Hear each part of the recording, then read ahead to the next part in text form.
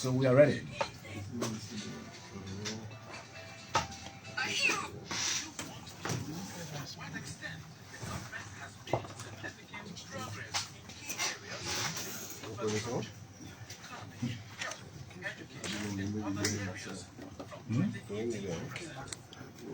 No problem.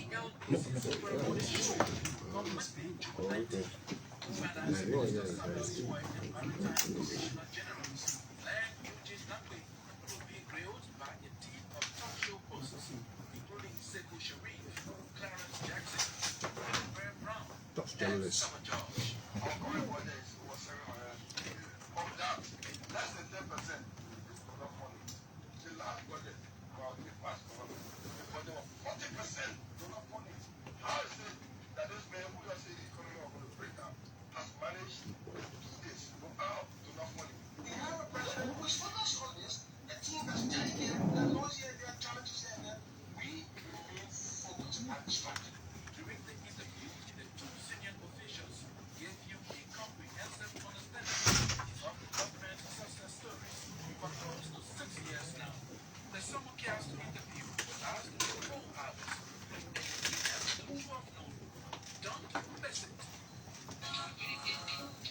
You're listening to LBC 99.9 and also frequencies across Liberia.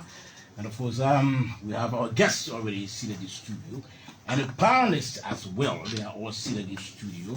But first, let us announce that this program, this special interview with our guests will be carried by Freedom FM, OK FM, Voice of Liberia, Pram FM, Bana FM, Kings FM, Hot FM, and Cool FM. Also online, you can follow this interview on Lenn TV, KMTV, MeCat, DTV, Front Page Africa TV, LNTV, our own, and Pupa TV.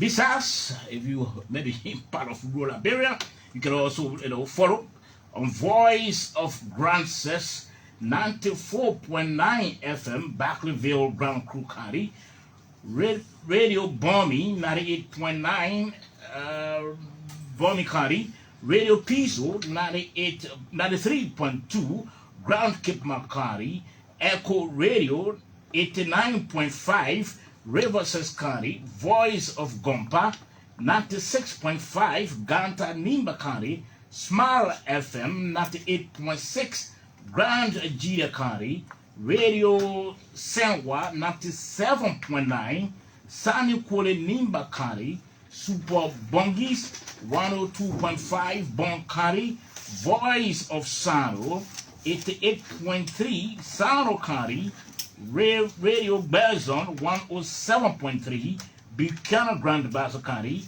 Radio Bombing 98.9, Bombing County, Alternative Youth Radio, Lofa County, Voice of Hope 103.2, Plebo, Maryland County. So it means that the entire country is locked down. Okay, so let me welcome first the panelists. I have just close to me experienced journalist Philip Brown. Welcome to the program. Thank you. And my own friend and brother, we're always together, Sekou Sharif. Good morning, Saba, and I want to say thank you very much. It feels good to be here this morning, and we hope that we can have a very fruitful interview, having the Minister of Finance and that of the Commissioner of one of the government institutions, Eugene Nagbe as well, who's also here. I hope we're going to have a very good interview. Good, and also we'll have part of the panelists. OK FM, Clarence Jackson. Clarence, good morning. Good morning, Sober. And it's always good to be here. It's always a pleasure. And like Sekou said, we look forward to a very good interaction that will benefit the vast majority of our people across the country, because by reading, it is clear that a lot of people across the different places in the country will be following all of us this morning. And so it's good to be here. It's always good to be here. Okay, so listeners, we are here for 4 hours. Up to 12 noon before we leave. And so let's officially now warmly welcome the two senior government officials, the Minister of Finance and Development Planning, Samuel Tweah. Good morning and welcome. Thank you, Saba. Thank you, panel of journalists. It's great to be here. I think I've been here about 3 times now over the last 5-6 years, providing information. And like today is a different thing, sharing the stage here with the Commissioner General, who is an erudite communicator, one of the strongest advocates of our policies and our government, of our president. So it's great to talk to the Liberian people who are here basically to tell the George Weah success story. Okay. George Weah, before he became president, people believed that he wasn't capable of becoming president or leading the country. Sure. 5 years down the line, there are remarkable successes. Liberia remains a macroeconomic exception in this challenging, tough time. People are wondering what happened, what were the policies. So we're here to talk about the successes. We're here to talk about the challenges, the problems we're solving, the problems that still remain unsolved. We're here to confront falsehood. There's a lot of falsehood out there about the government, the propaganda. We'll talk about all of that. So I'm here prepared to engage on all these issues over the next while. So many thanks. We really appreciate that you are here. And also let's welcome officially, humbly also, respectfully, the Commissioner General of Maritime, Lenn, Eugene Nagbe.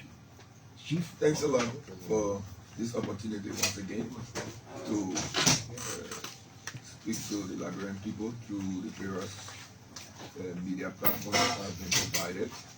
Like Mr. Tweah said, we came here today to tell the story of the government, to tell the story of progress, to tell the story of hard work, to tell the story of development under the leadership of President Weah. And we've been doing it incrementally for several months at different points throughout his administration. But we thought to do a marathon today so that some of the disinformation and misinformation that have been ramped up can be addressed, and so that we can link up with our people, because I'm not one of those who believe that the people of Liberia are gullible.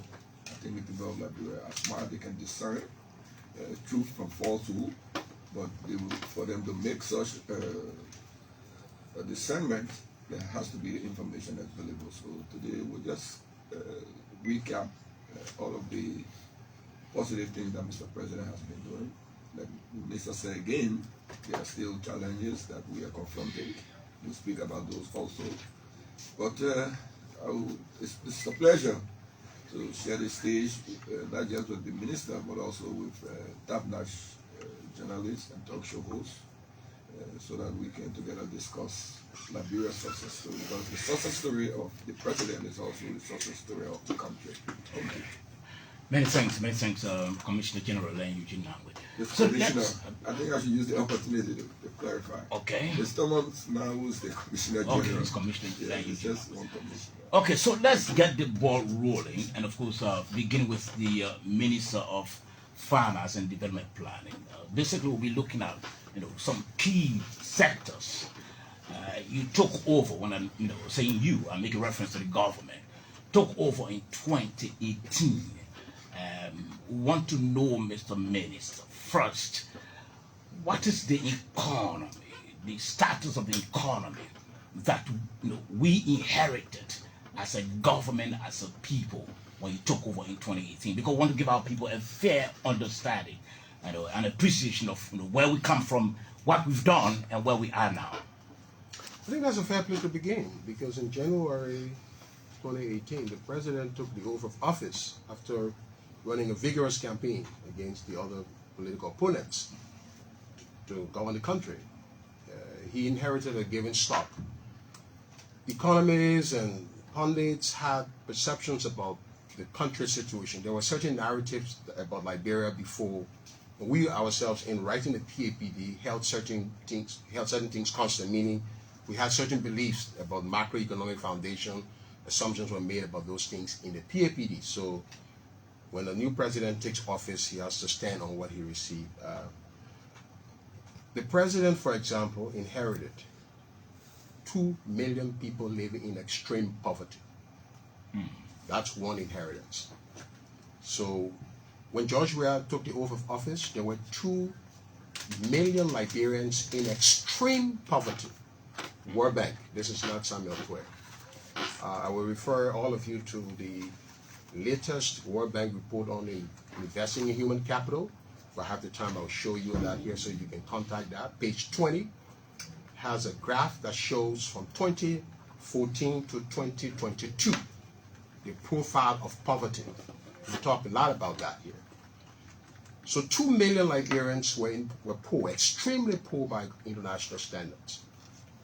George Weah, in his PAPD, pledged to lift about 1 million of those out of poverty. That was the ambition of the PAPD. So George Weah did not create 2 million poor people in the country. The previous administration did not take those 2 million people and they passed on, despite incredible investments, international flows, billions of dollars. 2 million Liberians were extremely poor. So that's the start. Amidst all those resources. So that's fine. That's on the poverty. So the goal of the PAPD was then to bring people out of poverty. The other thing about that report that all the economists can reference is that between 2014 to when the last 3-4 years of the previous administration, poverty was increasing. So when you see the graph and you look there, you see poverty going up. So the president inherited the country when poverty was increasing. According to that report, in the first year of his presidency, 27 million Liberians came out of poverty. In the first year. This is not Samuel Tweah, this is World Bank. 27 million Liberians came out of poverty. And then the macroeconomic crisis hit. So the president walked into the presidency believing that there was a strong macro foundation. No, there was a quicksand. You've taken a step to stand on what you think is a solid rock, it turns out to be a mud, you go down. So that's what happened. So because of macro crisis, the number of Liberians then added. So I've calculated the number of Liberians that have been added since 2014. That report not mean that the World Bank has calculated. I just broke it down in Excel. I will share it with you. And after this report, we create a fact website where all of the CDC supporters, the government supporters will go, and even the opponents can go and fact check. We do this. So everything we say here will be published. Okay. We'll give you the source, and we're not the authors. I'm an economist. I'm not writing this analysis. I'm interpreting the World Bank poverty analysis because there's been a lot of misinformation about poverty in the country. So we've got to spend some time talking about that. So those who've been added to poverty stock under our administration, the numbers are there. The conclusion is that when you see that report, going into 2017, the trend in economics in math, what we look at is the trend.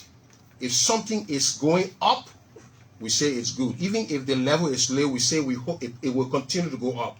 If something is going down, we look at that trend. So when you look at the broad trends before the 2017 election and the trend before the 2023 election, which is 3 months away, poverty is going down. The trajectory is down. This is not my analysis. This is, again, the World Bank's analysis. So that's on the poverty side. We'll talk more detail about that. On the macro side, the president walked into a storm. He did not know it. And all of us didn't know this.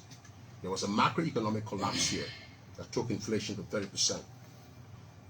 Because we did not have a macro foundation to deal with those challenges, we had to prepare for it. The president's story is a story of a man who has faced challenges and he has surmounted those challenges. He has overcome the problems he has faced in his life. In football, he was told, even before football, he told that nothing will come out of his life, that he will be a wasted life. Yeah, this man was getting food from the street from friends. People told him he would amount to nothing. When he established his skill in football, even football, people told him he was lazy, he would do nothing. So he will not be anything. So they gave him jersey number 14, which is a substitute jersey, right? He's on the bench. I mean, imagine a talented player on the bench. He must be burning with, but he took it. This man took those resentment in his personal life and rose to the pinnacle of world football. The greatest football player in Africa ever born to date. That's the man. So when he comes to national office on the first day, facing the challenges and start seeing the data. Look, the development partners met the president probably the second week or so and said, Mr. President, congratulations. But we're here to report to you sad news. We're paying around $12 million for 2,000 health workers in the last 6 years. So that's about $72 million. Unfortunately, our money has dried up. We know domestic revenue is challenged now. You know, your new government, there's international, there's recession coming. But, you know, we don't have the money to continue paying it. But we came to appeal to you to put the 2,000 workers on the government payroll. The President said, well, you already acknowledged that domestic revenue is not there. Domestic revenue has not been the focus in the before my administration. Where am I going to get the budget resource from? I said, Mr. President, you know, we wish we could extend it by 1 year, but we don't have that money. The money has dried up. It's the health proof fund that was paying these workers. So you have two options. Either lay them off, let them just not be employed, or you take them. The President said, no matter what, I will take them at a cost of $12 million. No, we'll go in the budget, Mr. Minister of Finance, Mr. Economic Management Team, you'll put the people in the budget. You'll work with the legislator. You put them in the budget. That's a crisis. So the question then that we should be asking here is what did we do with $72 million in the previous year when we were not paying for those workers? What did we do with those savings? Joshua did not have the opportunity to enjoy that $72 million because by then, if he had it, maybe Lofa Road is completed now, or maybe the Southeastern Road is probably better off than it is today. But he had to put 2,000 Liberians on the payroll. So that's the quagmire that the man. Then the exchange rate started moving. Why was the exchange rate moving? Because about $9 billion Liberian dollars in 2017, beginning from April, went outside at the time that US dollar was already leaving the country. Okay? UNMIL was here spending around $200 million a year, 150 to 200 million. Georgia was also deprived of that. He was deprived of the spending that the economy benefited on in UNMIL time. So when that foreign exchange dries up, and when you put Liberian dollar outside, you make Liberian dollar worthless. So that was the exchange rate collapse that happened in 2018 with all the crisis and people were uncertain. Because of these things, then people then started to say, well, we told you all this man is not competent to run the country. Something that he doesn't know anything about. He doesn't know anything about how that money went into the economy in the previous year. He's not responsible for UNMIL people leaving, right? If UNMIL people were hiring maybe 1,000 people or 2,000 people, those 2,000 people will be unemployed when they left, right? He's not responsible for those. Then the opposition tried to say, we told y'all. In fact, there were journalists on the radio who said, we don't even know whether these people will be able to pay salary by July. That statement was being made somewhere in February or March. One journalist I know said, well, I don't think the government can pay salary. The government will collapse. So it's all these things now. People angry after losing the election. A major recession hit the country based on decisions that were made by the same government that was now doing the politics. And then people try to say it's the incompetence of Georgia that's causing it. And then you see the protests and all that stuff. The unsuspecting Liberians, the majority of our people there in villages don't understand the complex nature of these things. You know, they see the country going down in the macroeconomic challenge. Of course, yes, they will blame the president. The opposition too will say, oh, my man, it's an opportunity for us to destroy these people because, yeah, they can't handle the country. The president did not panic. He called his economic team. He said, look, we'll fix this. We didn't cause this, but we were elected. I was not elected. I didn't run for office to fix easy problems because I knew the country had been, for 170 years, been in trouble. We ran the election to fix the country's problems. So whether the existing tools are not adequate, we don't have the instruments to solve it now, we are the ones there now to develop the instrument. And that is how the president summoned his economic management team to take bold, decisive action, launch decisive policies to save the country from meltdown. Look, macroeconomic stability is not jobs, but no country can move forward when the macroeconomy is not stable. So the first thing you want to do is to make sure the macro foundation is stable. So that's why the president said, yo, go ahead. The president announced that, look, they've got to stop borrowing from the central bank. Liberia is one of the few countries in the world that does not take central bank money to do anything. Before the president, borrowing from the central bank was the way the government ran. To pay salary, if revenue is not there, government took central bank money and paid government workers.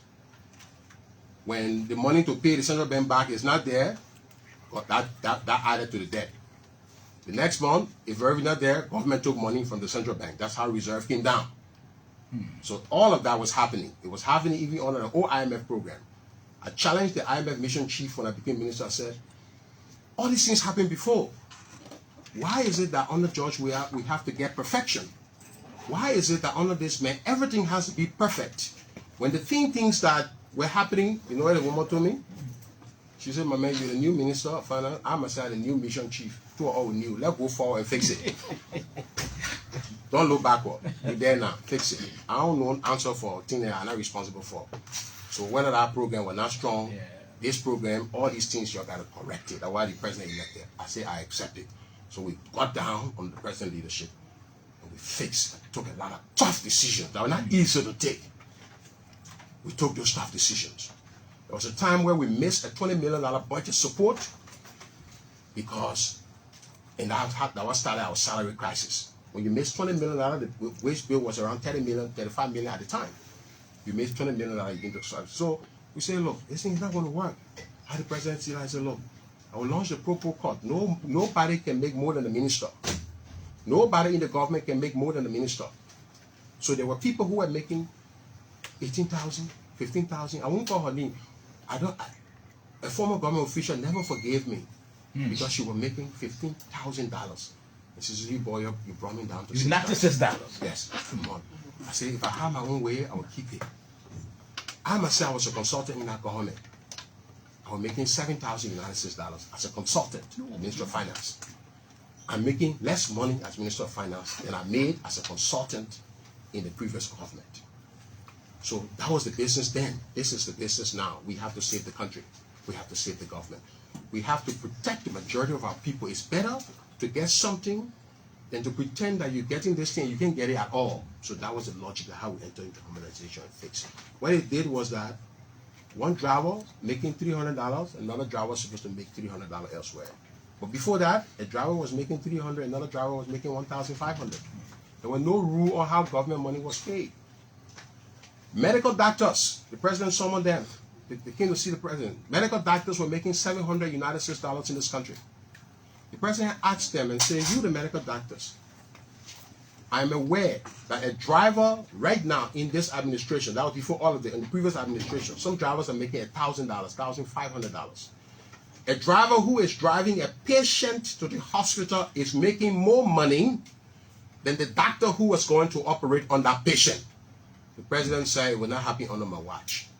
Doctor's salary will be increased to $2,000. It is not fair for people to go to 4 years of biology, chemistry, medical, then go to 5 years of medical school, and by the time you account for the delay, it's almost like 12, 13 years before they get the education, for them to be making less than secretaries and drivers and administrators across the government. So he increased doctors' pay. Then he sent doctors away. All of that in a tough situation. So that was the maelstrom. I mean, this is just the first question. Yeah, sure. We have opportunity to go into all of the nuance and all of that. Okay. But it's an amazing story.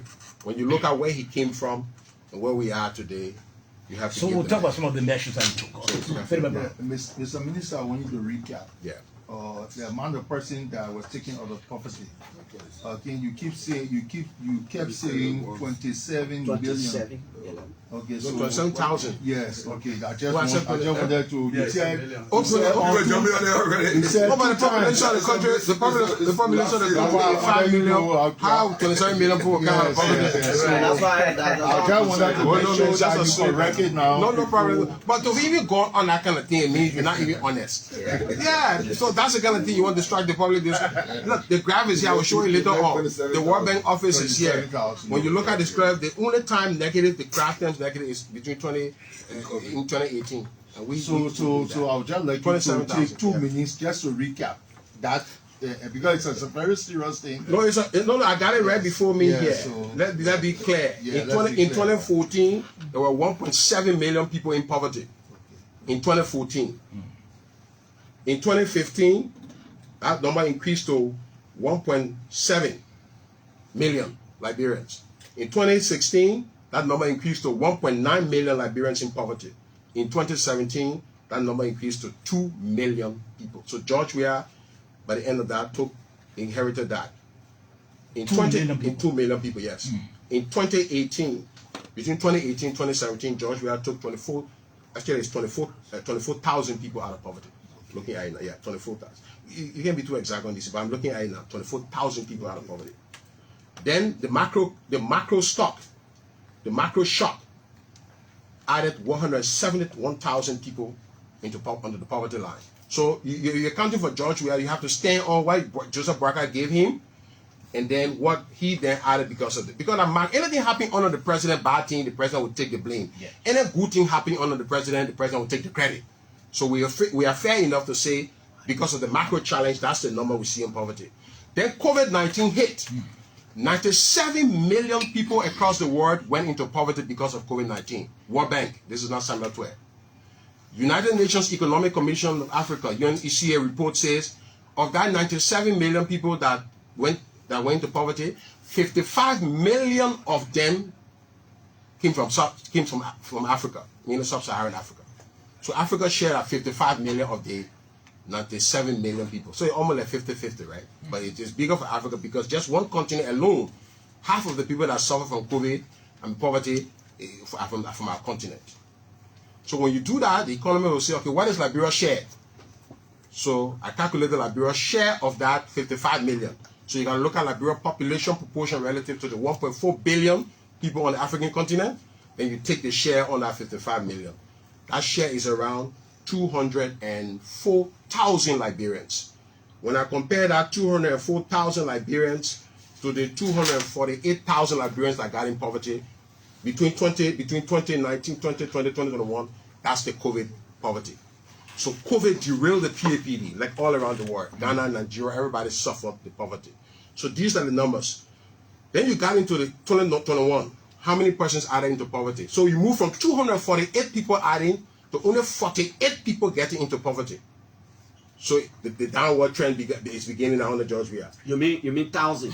48,000? Yeah, 48,000, yeah. So from 248,000, you come down to adding 48,000. So the curve, this is why I say the poverty curve going to 2023 is coming down. The poverty curve going to 2017 was going up. So this tells you that George Weah, the President George Weah, is onto something. He's doing something. We need to understand here on the show, what is it that he's doing? Despite extreme difficulty, COVID, Ukraine crisis, food crisis, how is this man holding this country together when under circumstances we believe that his whole place is going to collapse? The doom prediction has not materialized. The prediction of doom has not materialized. Why? That's why we're here. So the question follows now, Mr. Minister. Yeah. What were some of the interventions that this government made to ensure that you reduce the number of people? I know he will ask that, but I just wanted to come in because you see, it's a good way the minister started the conversation, talking about what you met, how many persons were in poverty when your government took over, and XYZ. One thing you now said to us that is still, So we reversed that. The president reversed that situation already. When you're talking about the consolidated salary, listen, in the consolidated account, and this is a good opportunity to tell people how government works. So every day, 1 million, 2 million, 3 million goes into the consolidated account. So the consolidated account is not an account that starts with 500 million. When we pass the budget, we are saying that we believe over the next 12 months we will raise this amount of money, 700 million, will enter the consolidated account. So the account starts with zero, right? Then we start putting money into the account. I think in January when we did the analysis, I think the total amount of money in the consolidated was between $6 to $7 million. Yeah. So on that day, the government could not pay salary, obviously. Yeah. What would normally happen is that the government can't pay salary. The government goes to the central bank and borrow and say, so that the central bank give you money, when your revenue comes, you give it back to the central bank. It so happened that in the past, when the central bank gave the money, the government was not giving it back. So we're creating the debt pile. So that's that. On domestic debt, the domestic debt situation was even more dangerous because there were monies that were not officially recognized. I, as Minister of Finance, I can tell you publicly right now that before we entered the last IMF, the current IMF program, we had a big debate on some of that money. There were money that were not recognized by the government officially in the domestic stock. So they were under the table. The IMF said, listen, for us to enter the program, you'll have to take the money that are under the table and you'll bring it into your official debt statistic. That was big war. We had 3-day deadline to, I told them, I will not agree. They said, Minister, if you not agree, then the program can go on. Because you didn't incur them. Yeah, so I said, what? So they said, okay, but they said, Minister, if you don't like this, audit this money. Call GSC, call Price Waterhouse. You audit the money, but you can't refuse to put this money there. Put this money there, we roll it into a stock, we issue you the credit, but you will pay it back over the next, I think, the 20-30 years. So that money should be redeemed toward 2029. If you ain't able to redeem it, you'll roll it. But I said, look, that's too much. I think it was somewhere around 2. I said, we had to negotiate with the central bank, with the IMF, and I agreed that, look, I can't accept at least 100 million or 8, I will accept the other one. So we negotiated, I think we took 75 million. That money, that 75 sitting somewhere. I said, I will not accept it as Minister of Finance. So we put it on the, we took that money under the table debt. We now brought it under the official debt. Hold on, it is that official debt stop that jump. So when somebody saw that $150 million of domestic debt increase, I think even the former Finance Minister, Bwana Kamara, interpreted that to mean that the government were borrowing more. So somebody people start saying, oh, the government increased the domestic debt. The response was that, no. This was there, it was just hidden. We just brought it officially in the statistics now. So that's how we started cleaning up. Then we cleaned up the whole money that the government owed, the central bank, and we did all this reconciliation. So it is those we that brought transparency to the government debt statistics, because it was not transparent. It had to take the IMF to demand that we take it from underneath and put it on top. We fought, but we finally recognized that debt. So today, the domestic debt is somewhere near 600 million. I don't want to call numbers here, but these numbers are there. But I'm just giving you the story on how the debt. So there was debt from Joseph Jingi Rao time. There was debt undercover. We put all that one. There was the debt that we did ourselves as government. You add that to that mix. Today you get a stock of domestic debt. Then the president said, look, all the commercial banks are complaining. Government owing and government can pay. We say, look, we bundle all your rubber debt and all of your debt into a bond, a $65 million bond. We brought it on book. We took it off of the book. We started paying it. Every year, the government pays around $9 to $10 million to commercial banks because of that debt. International debt. In 2010, our international debt was waived. The president inherited, when he took office, I think our international debt was around $800 to $900 million. So he stepped on, he stood on $900 million from external borrowing, World Bank, African Development Bank, or our credit overseas. So that's what he inherited. So it's fair enough to talk about what he inherited. So when somebody sees the external debt is $1 billion, Liberian people are pleased. Joe Weah inherited around 900 million of it. He inherited 2 million of poor people in the country. He inherited around 7 million in the consolidated account. And the net reserve was around, I think, 100 or something. I won't be too exact on the number. So those are inheritances. He took those inheritances and put it through his transformative matrix. And today, we have the magical economic numbers that we have. Inflation coming down from 30% to 7%. We have 4 months, nearly 4 months of import on reserve. We have this exchange rate stability. And we talk about exchange rate because people are concerned it's beginning to move a little bit. Yes, we have opportunity to talk about some of that and what the central bank is doing. I think a release is coming up, all of that. So overall, it is clear that macroeconomic stability has been established. But here's the real story. The real story is that the fundamentals are stronger now. The macroeconomy at the time was based on three things. On the money coming here, you put it in your stock and you think you got macroeconomy. No. George Weah growth rate. So the GDP George Weah has in 2021, 4.95%. And today GDP growth rate, GDP number is about 5.3 billion United States dollars. I mean, 3.5 billion United States dollars. Let me say that. 3.5 billion is our current GDP. The value of all the things, goods and services we produce in the economy today is 3.5 billion. When we inherited the country, I believe the GDP was between 3.3 billion, 3.4 billion. Well, the story I'm trying to tell you is that our 3.5 billion GDP is real money. The 3.4, 3.2 billion GDP at the time and the growth rate was 8% under the Unity Party and the JNP were not real money because they were based on a lot of free things. So what George Weah has done is he has rebased the Liberian economy on sound structural fundamentals, on real value. The air that was in the thing, in the economy, has been snuffed out. We were sitting on that air and then the balloon burst. So in George Weah, there is no bubble right now. This is hard money. This is real stuff. Everything that happens under George Weah now, after his second term, you're going to see real rapid growth based on solid foundational fundamentals. Now, Mr. Minister, we go to election 3, 4, 5 months from now, if you like. Yeah. You just talked about the PAPD and the government's agenda to lift 1 million people out of poverty. Yeah. At the moment, what's the numbers telling you? What's the stats telling you? How many persons have been lifted out of poverty since you took over from 2018 to the moment? And your critics say, Samuel Tweah can talk about all the, the praises from the World Bank, the IMF, and all these things. They are more concerned about the economic reality on the ground. Yeah. The budget having the impact on the people. Your critics think you talk too much about budget increment and praising the report from the World Bank and the IMF. You're not talking about the economic reality on the ground. How are all these praises benefiting the people on the ground? We call it the bread and butter economics. So we call it the bread and butter weanomics. Let me describe you what the bread and butter weanomics are. 1, George Weah kept the price of rice down from 2018 to around 2021 for 4 years. 3 to 4 years. Meaning, the price of rice should have been $16 to $17. It was $16 under the previous administration. When George Weah took office, when the president took office, he called the rice people and said, I beg you, under my watch, the rice price will not be more than $13. So he intervened in the market, and the profiteering that used to happen then stopped happening. So I want you now, everybody out there, take a pen and paper and calculate now. The country was paying $3 per bag less for what?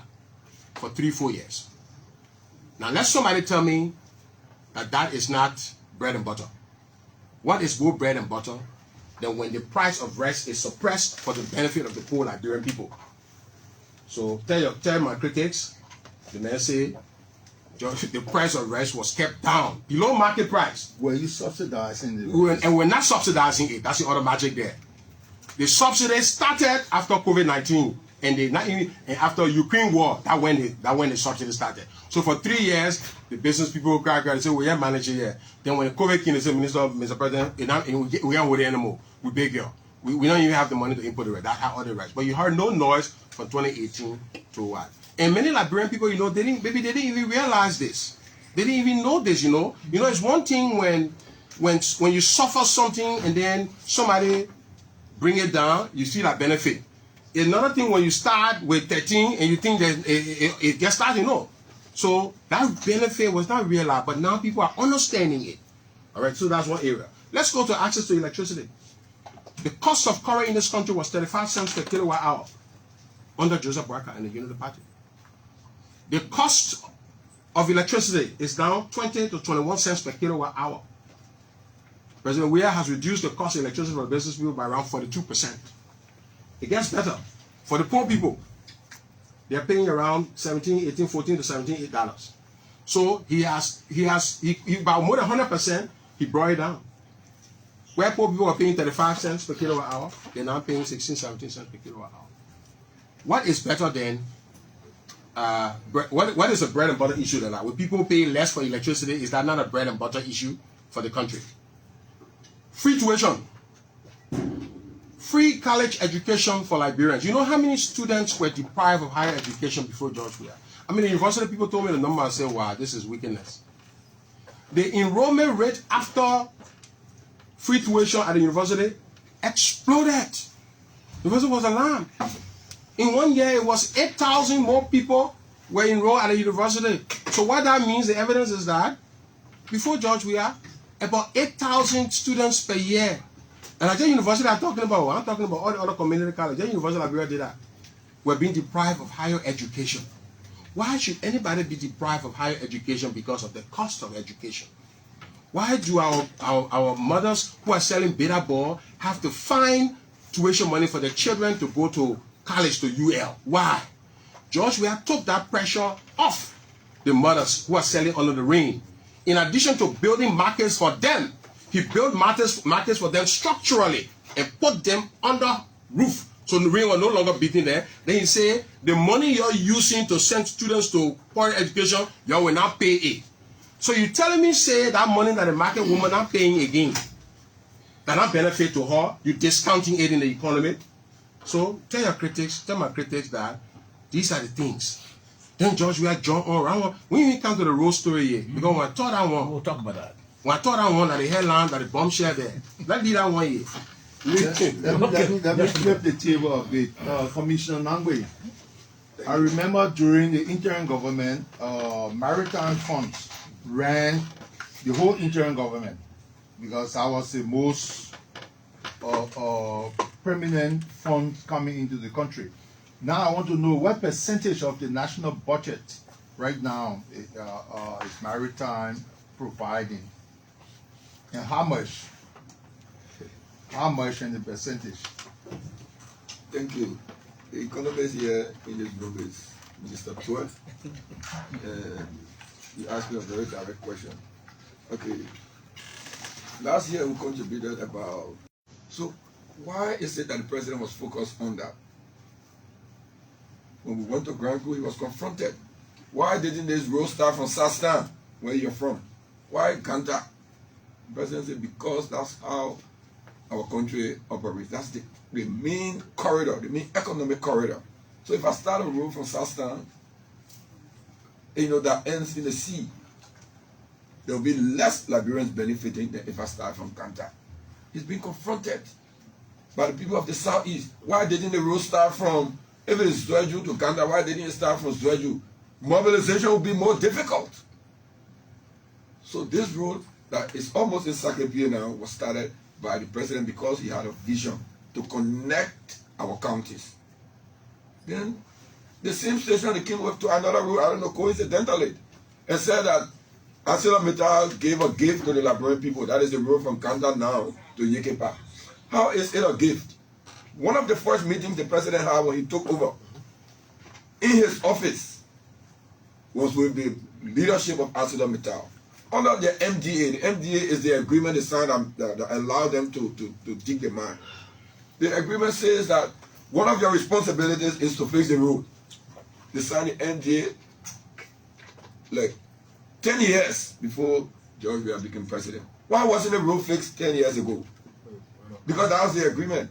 He came and said, before you do any other work, you have to start a road.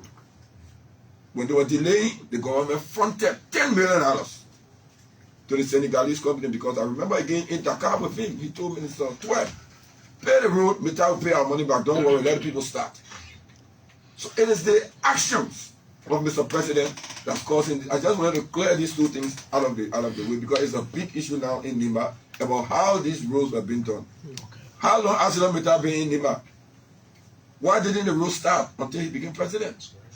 It's because he showed the leadership that was necessary for that to happen. So since I have so in short, who's building the road? Who's funding the project? It's the government of Liberian money. Clear on that. It is the government of Liberian money. Because if Mr. is not paying for that road, they will send the money to the government. It's portion of their remuneration to the government. So we say, don't pay the money to office the road with it. So it's not a gift for ArcelorMittal.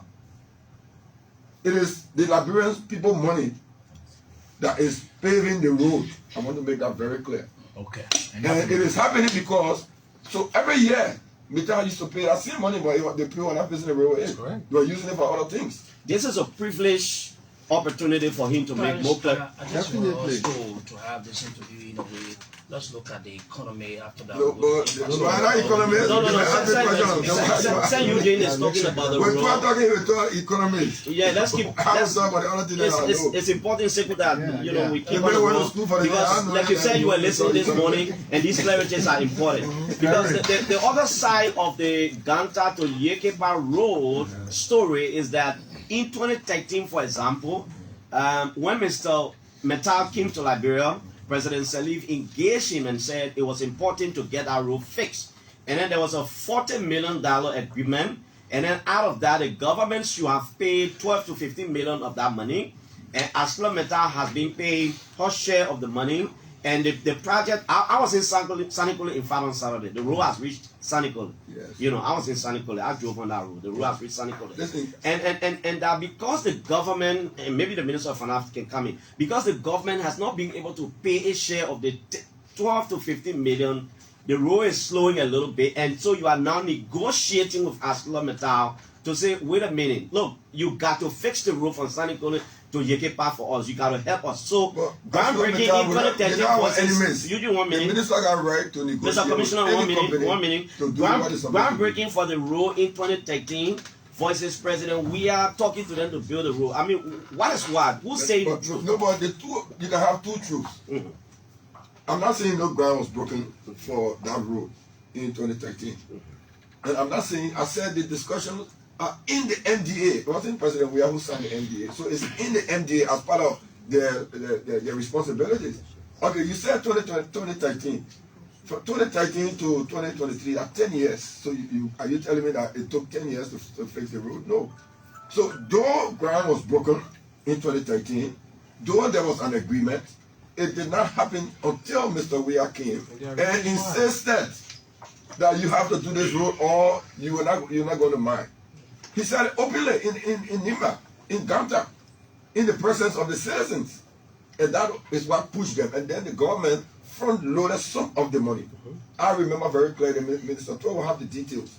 The reason we're clarifying this is because people are trying to take away. I came here to talk about the president's successes. That's correct. If you minus road, that's a big gap.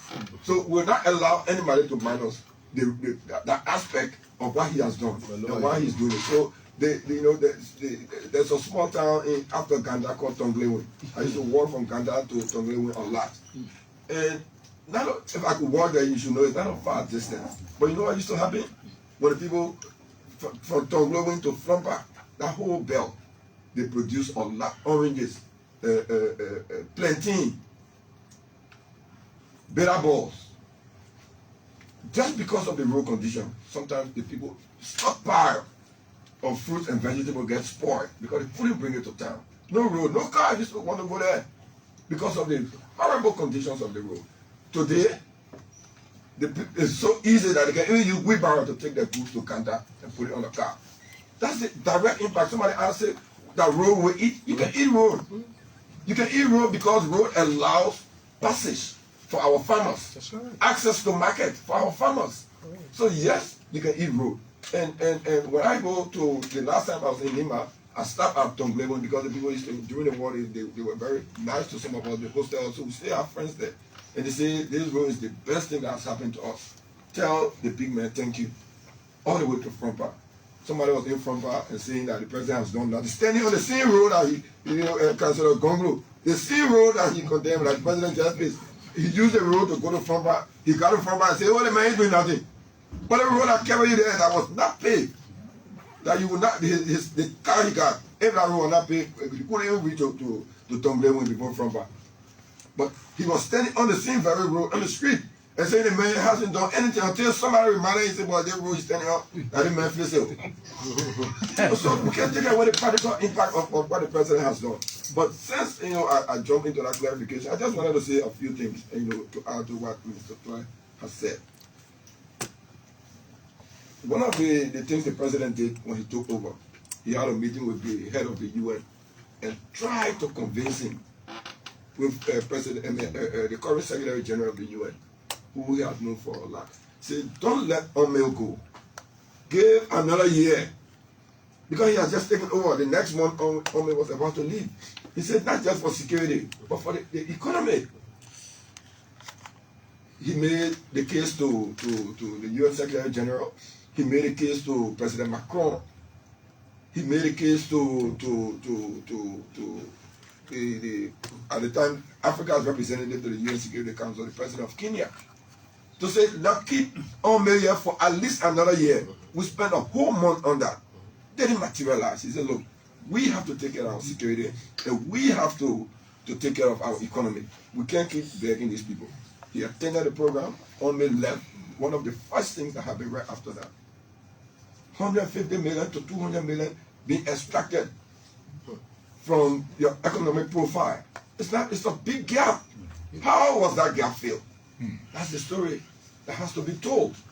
How well we mobilize domestic revenue, the money we're collecting, from our taxpayers. The LRA, they go to the business people, set up a system where it becomes easier to pay taxes. And then when you pay tax, you expect remuneration. So roads, hospitals. Since we do an overview, for me, I listen to radio a lot. All the stations, I try to, sometimes I multitask. The president went to the UAE, to Qatar. Look at the noise that is made about it. Just 2 days ago, he had a meeting with Minister Tweah. What did he say? He said, I need more follow-up for the second phase of the Lofa Road. He said, the second phase, because as I'm cutting a ribbon in Sarajevo very soon for the first phase, I want the second phase money to already be in action so that we don't stop. He didn't say Grand Prix Road because he realizes that if we connect Lofa County from Banga to Medikoma, you are opening a whole access for development connecting to Sierra Leone. Who broke ground for this very Lofa Road? I heard somebody saying they look for the money. When we came to it was locked. He broke ground when he was senator, and he started implementing the road when he became president. Yes, some of the financing, or most of the financing, I like to be truthful, was secured already before he became president. Most of the financing. But it was not effective. Why? We hadn't done RAP. RAP is the resettlement action plan. That is a precondition for any World Bank funded road to start. $5 wasn't paid. The first payment for RAP was done by Minister Tweah. So if that money was not paid, which is the government share for the road to start, the road was not going to be built. Why didn't you pay it, Mr. Former Minister, who said that you found the money? He didn't pay it. The road did not start until Mr. President came, and also the road is being funded by the Arab lenders and Badia. Badia is the Arab Bank for Development and Investment. Most of the Arab lenders, Kuwait, the UAE, Saudi Arabia, they set up this fund, they put money into it to do development for Africa. They are the ones funding it. We had to unlock other conditions for the road to start. So, okay, we have the Lofa Road going. Somebody wants to claim credit. If the Lofa Road hadn't started under President Weah, he would take the blame. The fact that he started it, he unlocked the hurdles and the barriers that were preventing the road from starting, and he found additional financing for the same road, means the credit has to go to him. And it will go to him. Somebody said the coastal highway was a dream. What makes it a dream? Is it wrong to dream? The dream now has brought $50 million. If I can dream for even $1 million, I'll be happy. The president dreamed, and $50 million has already come for that road. Don't listen to me. Google. EBIT, the ECOWAS Bank for Investment and Development, has approved $50 million, the first tranche. Last week, the Minister of because I like to ask questions, the Minister of Public Works told me that the preliminary work, assessment, and the team came to do assessment for the coastal highway already. They finished with it. So the money, they use some of that $50 million. Because to build road, you got to measure the road, where the bridge will be, how you break down the hill, all the what they call the pre-construction work, the assessment, the evaluation is finished. So it's a matter of time of mobilization and for the road to start. You call that a dream? Has anybody gone to Bali Island of late and see what's happening? Before you build on an island, what the first thing you need to do? And you got to finish the road. Don't you see the road starting already? Going there? Yes, Mr. President had a lot of dreams. Some of the dreams did not materialize 100%. But the fact that he even dreamed and practicalized the dreams is something that he should be credited for. And I want to say that we shouldn't forget that during COVID, everything stopped. That's right. So COVID did delay some of his development agenda, but I can assure you, like he said in one of his speeches, it derailed. I mean, it delayed, but it did not derail. This is why development continues even after COVID. So we manage, if you want to check the president term, I would say maybe he governed for like 3 years because out of that 3 years, COVID effectively stopped the whole world, not just Liberia. The Chinese that were building the same road in Ganda to Nagbe, they stopped for 2 years, and then they started again. And somebody saying, "Oh, why the road took a while? Could it work during COVID?" No. Yet, once we had the first bright light, we had them to start again. The road is going and going and going, and that's the first. And the second session, I think Minister Tweah can speak to that about how the financing is being funded. Yeah, How the financing is being gotten so that the road can reach to Stapeta and then to Town and then to Zweju. Development is ongoing. It is not stopping. It is ongoing because the president is determined to see that these things happen. Okay, let me Yes, go ahead. let me go to the Minister of Finance. You know, it is very important, those of the people listening, to know exactly where did the government get resources from all the road projects, and how much the government has been able to spend in terms of this entire road project we've discussed. It's a good question on where we're getting our money from and how we're financing. But let me summarize the excellent presentation on road infrastructure of my colleague here, to which I can't add much Okay. because it's super. By giving you some staggering statistics. When we wrote the constraints analysis back in 2013, and all of the road statistics we've been dealing with, I knew one number like my ABC. We call it the national pavement ratio. The total percentage of roads that you can claim are paved. That's a major statistic. We have 13,000 kilometers of road. Before 2018, so we're continuing the logic of inheritance. The stock of paved road Joshua inherited was 5.5 to 5.7%. To a quarter in kilometer. No, yeah.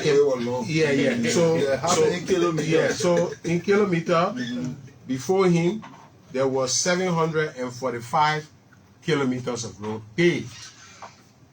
745 kilometers. That is stock he received on road. Generally, he received 2 million poor people. So after the show, we create an Excel spread for stock inheritance by George Weah. The number of extremely poor people, the kilometer of road, all that one, we put it inside so the public. We create a billboard as we go to election so people see where the man inherited and where he at now. Yeah, sure. So we're talking road now, 745 kilometers. It says from Joseph Jenkins Rawatam to Ellen Johnson Salitan, 745 kilometers of road were paved in Liberia. How many years there? 170 something, right? You can't even count it. The was telling us from 2018, my people, you're listening, you're the paramount chief there, the people in the village, you're listening to them one year. Yeah, the body there, all the people there from Lofa, you're listening. Before George Weah, I was 745 kilometers. From 2018 to now, you know how many kilometers we get now? Paved. 1,372 kilometers. So, George Weah almost doubled the pavement ratio in 5 years. Something we took 170 years to get, 6%.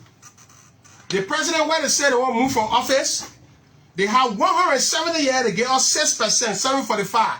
In 5 years, with very difficult, challenging situation, delayed by COVID-19, delayed by macroeconomic shock, George Weah has carried us to a pavement ratio of 11%. Doubling, almost, kilometer, 1,372 kilometers. So when you do the math, do that math, I didn't do the math, 1,772 minus 745. Yes. 627. 600. Y'all listen. The minister has to add. Yeah. It's not road that is being repaved.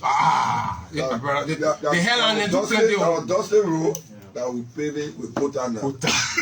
You know, so they're not already there. They're not repaved now. Yes. You know when you get your house when you're born, and somebody repay it for you, yeah, you tell the person thank you, but you had house before.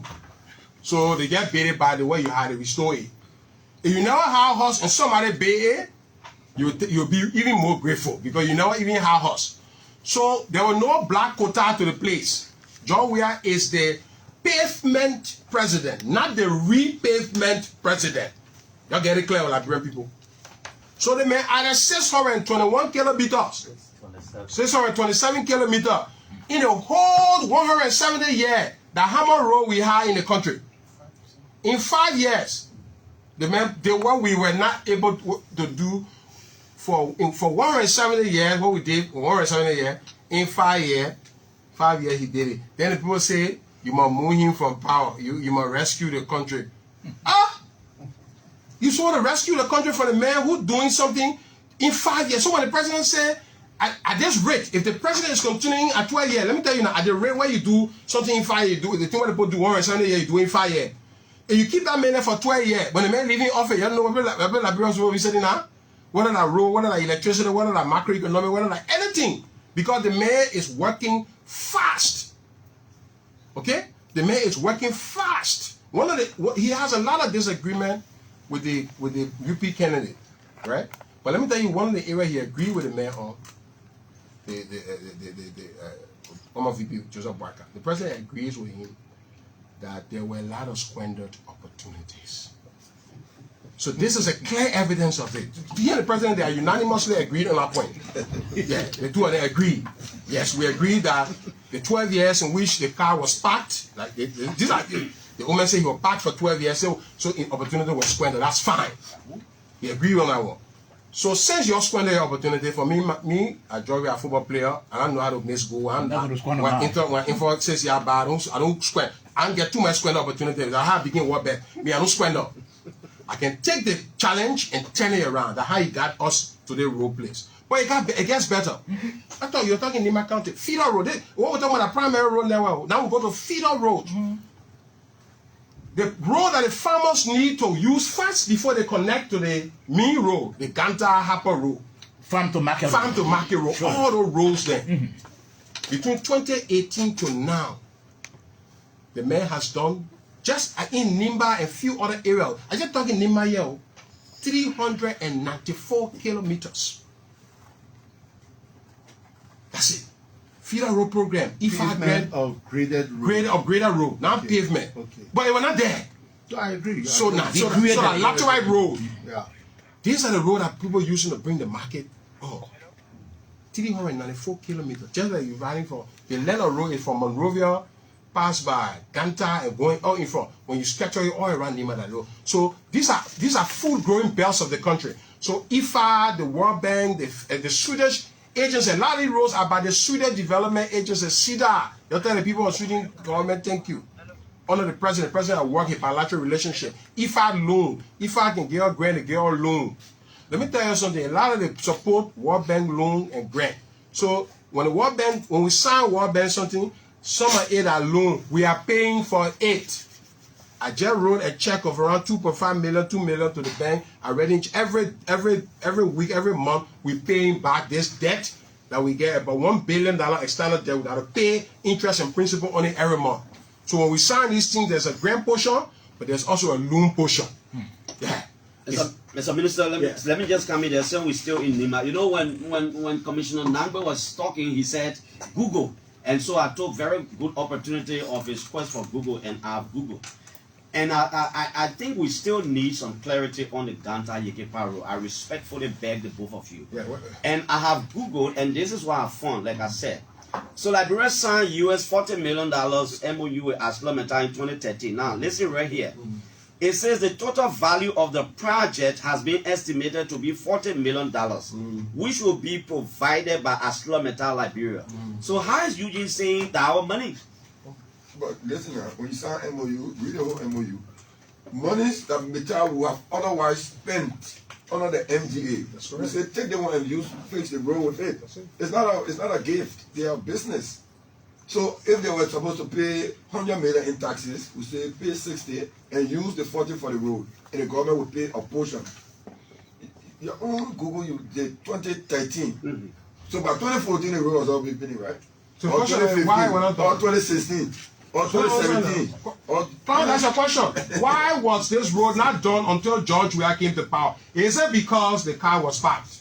No. So let us say that. Well, I'm not going to the politics. I'm not. 1 minute, I'm not going to the politics. Why was it not done? What I'm saying is, because I heard you talking about the rehab, the rehabilitation action plan. I'm talking about that the is, road. Yeah, okay. But for the Ganta road, by the records, that is what the government is supposed to do. The government is supposed to pay for all the structures that would have been broken down across the road and the trees. That is in the tune of like 12 to 15 million. And Asla Metal should provide this 40 million to build the road because it was a request from former President Ellen Johnson Sirleaf, a calling to authorities from. Now we gotta be careful with these things because so as now for the company to feel like, oh, we're doing this, and the people thinking that, you know, they're taking the glory from us every time. That's why I'm asking for this. Clarence, let me tell you something. The goalpost has to be clear. When you have given 12 years to run the country, any bad thing that happened in that 12-year period, from start to finish, you will be held responsible for responsibility. Anything that happened within that 12-year period or that 6-year period for which you are governing, you get the credit. Simple. You can't change that goalpost. Any pavement ratio, any pavement happening, if the previous government wanted to do roads, if they were taking roads as serious priority, they should have carried our road pavement ratio from 6 to 11%, which Georgia has done in 5 years. They did not do that. So you cannot give in these false arguments and can't give them credit for something. We carry most of these roads to effectiveness. The local road, as Eugene was telling you, we had to renegotiate the terms, the share, the whole thing was flawed. The road was not implementable as designed, as signed by the previous government. We had to renegotiate with the partners to get that road going. If we had not done that renegotiation, the road is not going today. So just as they did not act, we could have chosen not to have acted. So the transformation is the action of the president. His urge to push companies, to push cabinet, to push partners, to demand more, to press and press. That is the president you need to move the country faster. So that's the deal. Don't listen to critics who are not informed and telling you. The simple yardstick is that when something good happens in your economy under your term, you will take the credit. Particularly when you took deliberate action. Okay, that's correct. If the bad thing is happening, even you cause it. I just saw here before the economic crisis that George Weah caused the economic crisis in this country. Okay, and he took the blame. We lost by-elections here in this country. Do you know that? And some people are saying, oh, because the exchange were not stable, even though the president put the Liberian dollar outside, that who the people were punishing for that one, that he in office. The Liberian man, no, only one man, the man said 9 in the mansion. When rocks start falling from heaven on the people here, they will call the man said 9 in the mansion. Why you not stopping the rock? Even though maybe that God sent them, but they will call him and say, man, you got to stop it. You're supposed to push she or away here. You the president. So don't come bring that false acting here, but or something happened 7 years ago, ain't happening. Like, no. Okay, Mr. Minister. We clear on that. Mr. Minister. I spoke about this. Minister, you can't get small. This is an exchange. No, it's a go. When you start saying government falls, you start accusing me. No, not you now. This is the Ministry of Public Works website as far back as 2013. Yeah, but we agree with you on that one. I just told you. The point I'm making is I am asking questions based on research. Yes. Now, but when Minister Tweah starts saying to me, don't bring out false here. No. Don't say that it's something. No. The road was not done in the I just want the minister to know that he got a responsibility to explain, provide clarity, and I have the responsibility to do research and ask questions. Simple. Yeah, and your research is very accurate. Yes. 2013. Let's move on. It's okay. But let the Liberian people know that it's something started in 2013. He go on. The man were carrying it on. Let's hear from the background. We have spoken lengthily about the rural success story. I showed that it's not the only success story. Okay, because we're going to the second. We've been over an hour now. Oh, the road. Yes, but I mean, you can't overemphasize this one road because. You know, so let's talk about other things. Let's talk about domestic debt. Okay, let's talk about the inflation. Because the whole thing about Liberia people are getting the Liberian dollars and they're not getting the worth on the market. Okay, the Liberian dollars is depreciating, and the prices are stable. So you get 10,000 Liberian dollars. Few months ago, it could buy you so much. Now, today, date, it cannot buy you anything. So let's talk about the bread, the actual bread and butter, okay, out there, because it has a domino effect on the dining room table. I think the Liberian people will be more interested, okay, in knowing why the rate is climbing, is depreciating to the US dollars. Let me again talking about stock inheritance. The economists, I will break it down for our people. The economists got something called real effective exchange rate. They call it a real. That says that how is a currency doing relative to other international currencies. So when you put a certain basket of currency, US dollar, Chinese, CFA, Euro, when you put all of them together and you compare the Liberian dollar with them, how much, if the number is above 100, then it means the Liberian dollar is doing better than the currency. So the benchmark is 100, right? You're listening, the stock will come into now. They say when the number is 100 or above, then that country currency, the Liberian dollar, is competitive. So I will talk about your dollar in the last 5 years under us. In 2006, that number was 140. So it means that what? The Liberian dollar was doing better relative to the other countries, right? Other currencies. So I say anything above 100, you're doing better. George Weah inherited, you know what the number was when George Weah inherited in 2017? From 140, the number came to 58. So who brought it there? So when you look, I'm talking about stock. From 140, I say 140 you passing. If you're above 100, you pass. If you're Liberian dollar. It dropped from 140, it came to 58. I will show you the graph. You can graph it. Everybody can graph it. Graph real effective exchange rate. Put in Google Liberian dollar real effective rate of exchange. You'll see the graph moving from 140 coming all the way down to 58 by the time the president took office. It came down small move. The only time that graph is going up is under George Weah. So the graph comes down for the last 10 years under the previous administration, reaches a low and turns around. So this is why the macro policies of the government have been working. This is the real economics now. So it is under Weah that the Liberian dollar is getting competitiveness. That means saying that the IMF, that the World Bank, that global economists from Harvard, Oxford, that means the graph is on Google, you look for it. I didn't give you the name for it, real effective rate of exchange. So your question then is the competitiveness of the Liberian. You asked that question, the competitiveness of the Liberian economy, Liberian currency. So we have stabilized the economy to where we believe now the curve is upward. Our approach now is to continue that upward trend until the graph can go back to 140. So I'm telling you, it was 140, it came down. Our job is to carry it back. How do you do that? Is you have to have an effective macroeconomic policy framework. The rate has to be stable. The real sector has to see development, which we are doing, and all of that stuff. So relative to the current situation, the central bank, which is in charge of monetary policy, has a monetary policy framework to address, surpluses of U.S. Liberian dollar that go outside. One of the reasons why the rate changes is because if there are a large quantum of Liberian dollars sometimes going and some transactional difficulty, one of the things that we notice in Liberia here is that there's too much arbitrariness, meaning everybody can post their own rate. That's a problem.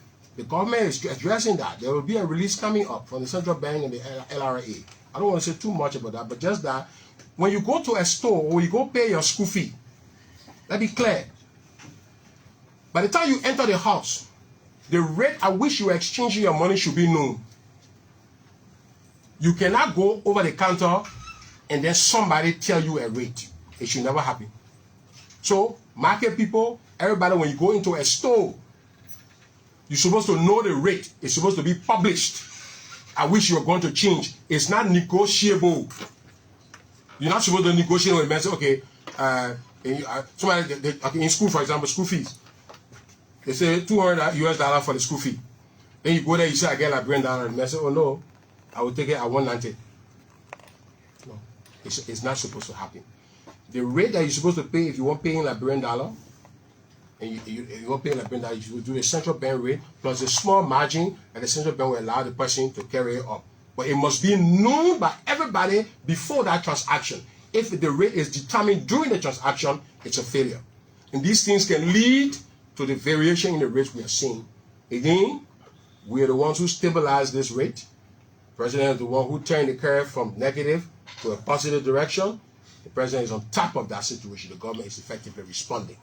So beyond the measures of response, the real issue here is that in the real economic sector, we have to continue to make progress. We have to continue to do more roads. We have to continue to improve the business environment, to improve so more investment can come, so more jobs can be created. All those interactions can be stability. Because the macro is stable, but you got to continue to do work. If electricity cost is still high at 20 cents per kilowatt hour, and electricity cost in Ivory Coast is 11 cents, if an investor comes to the region, where is he supposed to put his money? Where is he supposed to put his plan? Where he'll be paying 25 cents, 21 cents per kilowatt hour, or where he'll be paying 11 cents per kilowatt hour. If you, a Liberian president, were making that decision, where you put your company? In the one that had the cheap electricity. Because a manufacturing plant is using electricity heavily. So part of the work the president is doing is to bring the cost down from 35 to 21. The kind of investment, ArcelorMittal, for example, is doing massive investment. Before the CLSG line came, ArcelorMittal is running CFO plant generators. It's expensive.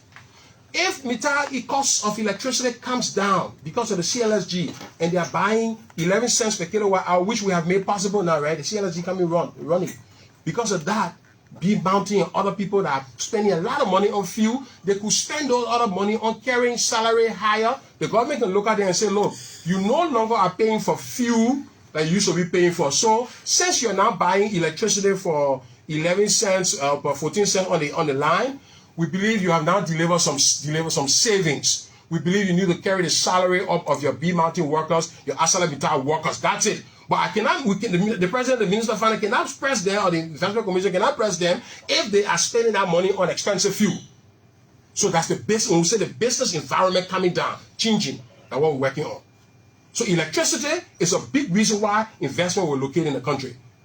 Your electricity situation has been deplorable.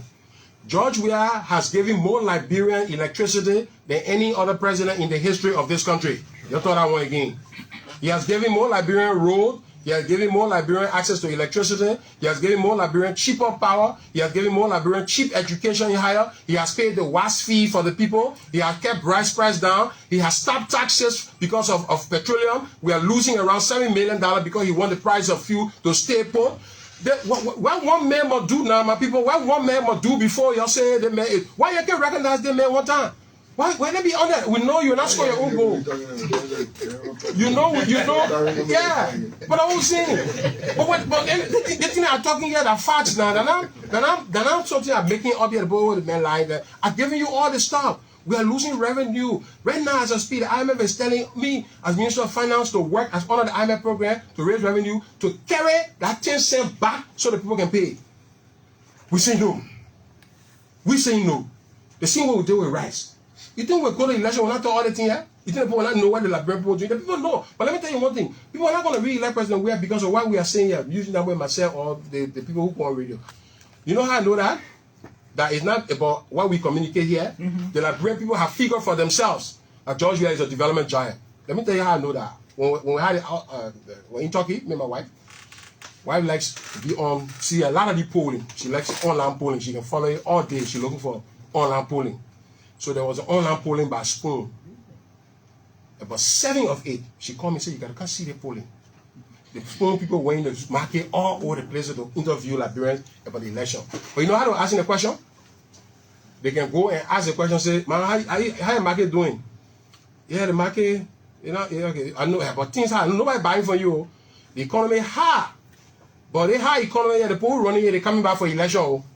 So the way nobody buying for you here now, the way the whole economy hard, the people not spoil the country.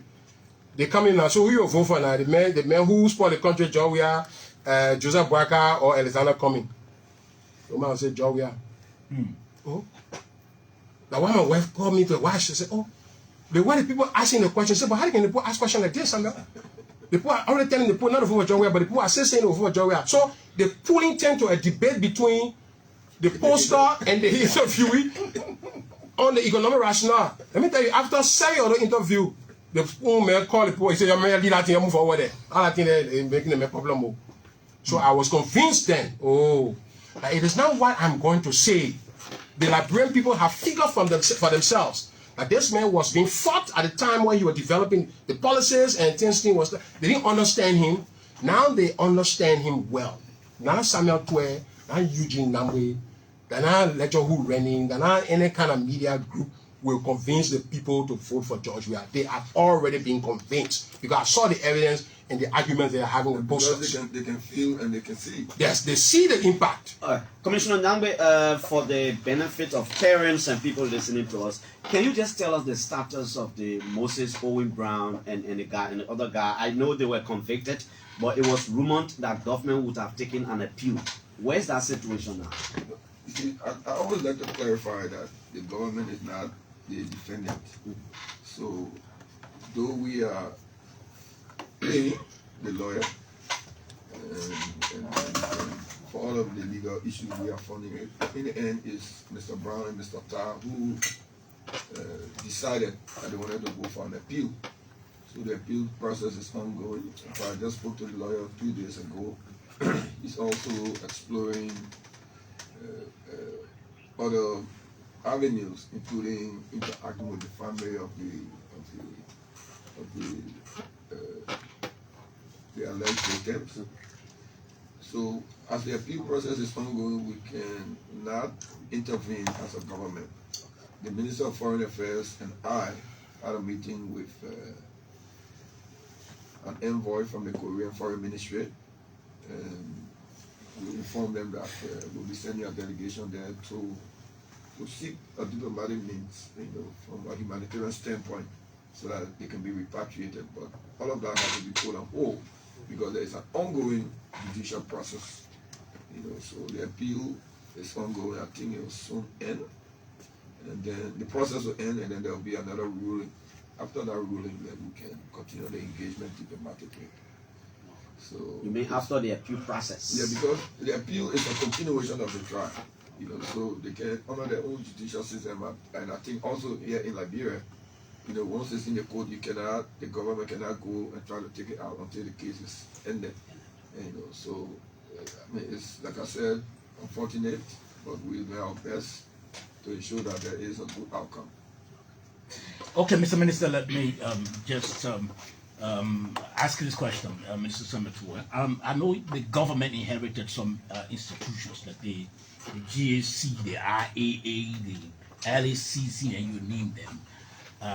Do you care to tell us, close to your 6 years, how much new reforms did you, because I'm sure your intention was to ensure that those institutions, they are effective and give you the worth of what they were established. So do you care to tell us also? I think this is a very good question because let's get into governance. Governance, the policy making things that happen in the government, people don't see them. People see road. They see a market building going up, right? They feel the impact when they're not paying school fees. So they're able to judge these things. But reforms that are happening beneath the table, that are not publicly known, that you have to read books, you have to follow, they are not known well. So sometimes it's difficult to gauge a government, except some of the indicators come. But let's talk about that landscape. Before President Weah, again, coming back to the typology of inheritance, he inherited these institutions. We passed a number of laws in 2008, 2009, Public Financial Management Law, the GAC Act, the LACC, all these things, they were there. The IA. IA, all. So that generation was about establishing how did those institutions function? How did they deliver? That didn't happen much. What George Weah is doing to them is to turn them into what the law says they're supposed to do and to reorganize them where possible to a higher level. So let's begin with GSC. GSC is supposed to audit the consolidated account, which is the revenue account, and audit institutions. You know, it technically it's supposed to audit everybody, but it doesn't have the resources to be able to audit everybody. So it audit the consolidated and audit some government agencies and things like that. The audit of the consolidated account is supposed to be an audit to see whether the revenue and the expenditure of the government were consistent with the public law, public financial management law. Before the president, the GSC conducted several audits since it came into establishment. The conclusion of many of those audits was that we cannot make sense of anything in the consolidated, in the revenue numbers, because we do not have reliable financial information. So the GSC usually disclaimed. What I mean is that they say, I'm not even able to give you grade. So I can't grade you because the information from which to tell you whether you pass, you fail, is not even there. So that is the worst form of audit assessment. So the auditor can say, I disclaim, which is the worst. It means there's no information. He can't make sense. He gave up. That's what I mean. Disclaim. Situation is that bad. Then he goes to adverse opinion, where he says, okay, I got information, some of it 70% true, 30%, I still got question on it. Then he goes to qualified opinion. He say, you're doing good, but I got issue here. Then you go to unqualified, meaning you are excellent. So that the audit grade. Most of the audits before the president were disclaimers. Yeah. Then I mean the GSC there, you go ask them that they don't you go ask them. Yeah, check them. Most of the audits were disclaimers. In the last 5 years, we never had a disclaimer. We had an adverse opinion, I think, for 2 audits. So adverse meaning, so, and that adverse meaning was improving. I think in 1 year, the GSC were looking at somewhere around 3 or 4 million, then it dropped down to under $1 million. In the special budget, the opinion was a qualified opinion for the first time. That means, and the reason why the GSC has had a lot of these adverse and a lot of these disclaimer is just because the people are not reporting. People have not been reporting. That reporting challenge is still with us. We're here to talk the truth. We're here to talk to tell the Liberian people the challenges that we are facing as a country, as a people, as a government, and what we're doing about it. The reality is that in Liberia, the reporting business from a government has been difficult. Only half of government entities are reporting as required by law. That was a problem we inherited. We are still dealing with that problem. The law says the Minister of Finance should not pay the head of a government entity who does not file a financial report as required. That's besides the fact that no entity should get money if they are not reporting. So we're only supposed to give an entity money if they file in their report. So when the entity doesn't report, there should be no money for them. And the minister should not pay the head of the entity. That's the law. Have we, in the last 5 years, executed that law to the letter? I will confess, no. No. Why? The UP government did not. We have not. That's a challenge. We have tried to improve the reporting information requirement, but by working hard to improve the information infrastructure, the financial is improving. But I can tell you, as we speak, a lot of entities still have challenges with reporting. So our goal is to ensure, and the American ambassador, Corey Merriman, spoke on this before. He checked one of his remarks. He said that. It's fact. It's in the GSC audit report. Okay. So what we're saying is that we are working so that the GSC has all the financial information to reach the determination. Now, government entities, aware of this now, are positioning themselves to carry that ratio to around 80 to 90% as we speak. The GSC, the IHCC, everybody working with them now. Because everybody knows, I made public comment, I can threaten to hold government salary. I've threatened to not pay entities that are not reporting. So right now, everybody is cleaning the book. There will be. So that means we are the ones who have brought more transparency to public governance. You got to give the president that credit. When there is more transparency and more information available for the auditors, people will talk about many more things. If there is not information at all, there will be no debate because the information is not publicly available. This is the government that takes all its financial information and sends it to the IMF. The last mission told me, say, you sure you won't do it? You'll take all your financial information and send it to the fund. It's going to be intrusive. Many countries don't do that. I say, my brother, when you're down, if you are no fall, you got to fight to get up. We ain't scared of anything. We give it to y'all. So every quarter, every month, the IMF is analyzing all our public expenditure, everything. They're looking inside. We don't get much to have. We're not perfect. We're not there you say governance 100% perfect. We never make that claim. All countries around the world have issued an IMF program. But we are very, very committed to transparency. You got to give the president that. Okay, Minister. No, but let me come to the LCC. You got to give the president for changing the LCC law. I know nowhere in the country, in the world, where in Africa, where they say that the president of the country cannot dismiss a commissioner of the LCC. That to dismiss that commissioner requires 2/3 vote of the Senate. So you have to impeach under the new LCC law. You have to impeach. So if we make Clarence Jackson a commissioner of LCC, we make Albert George, the president can summarily dismiss you and Clarence. The Senate got to call, potentially got to preside, take vote. How many persons believe that Albert George should be impeached for LCC? The majority of the people say yes. Then they'll do that and send to the president. Okay, Mr. President, yeah, you can remove the man now. All that was intended to ensure that the fight against corruption moved to the next stage. Okay. It did not happen then. It is happening now. Let the people know that. Okay. I wish But you didn't speak about the IEA.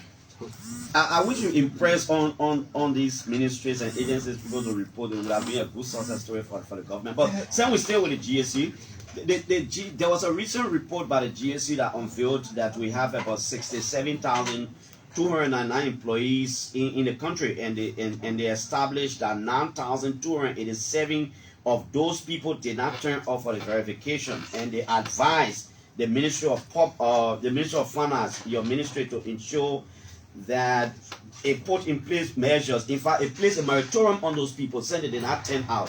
Are you doing it now? So, first of all, it's a good thing for me as Minister of Finance. Any audit that say potentially we're looking at 9,000 persons, Mr. Minister, that you're not supposed to be paying, I'm happy.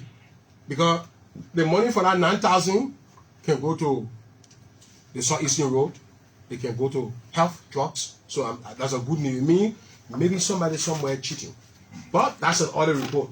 When the people do the audit, they engage with the entities to see whether there may have been an error in reaching that judgment.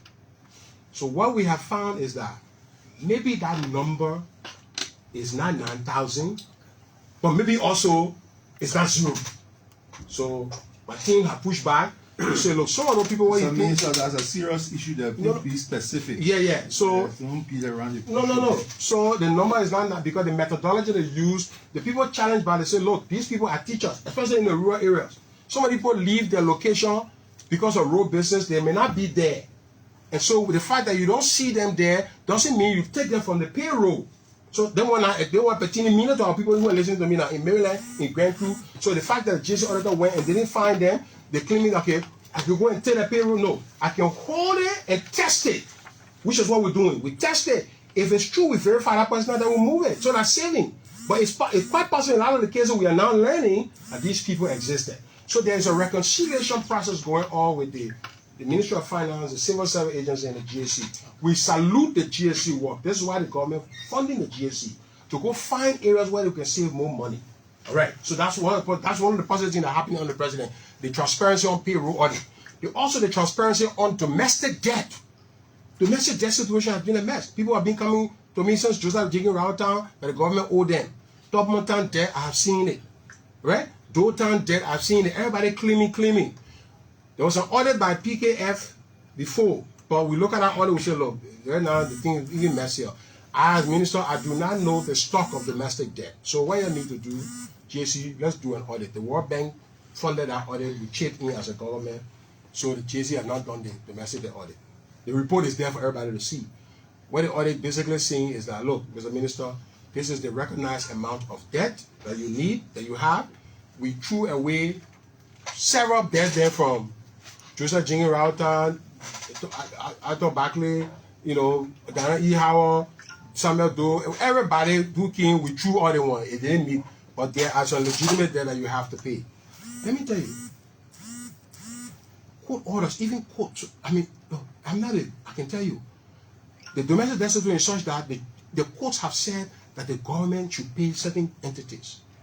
We have even subjected those audits, those even claims, to audit further, to just make sure that public money is really, really validated. All this work is happening. Okay. So we're in a position right now to take the GSC audit when the government get money and say, look, these are legitimate claimants based on resource availability in the budget year. We think we need to retire some of these because these monies come into the economy anyway. So for the domestic debt audit, the reconciliation that we did with the central bank debt, with the on-hand stuff that I talked about, the on-hand debt that we brought and recognized on the book, all that one brought the transparency. All of that one led the IMF to say Liberia is now total debt was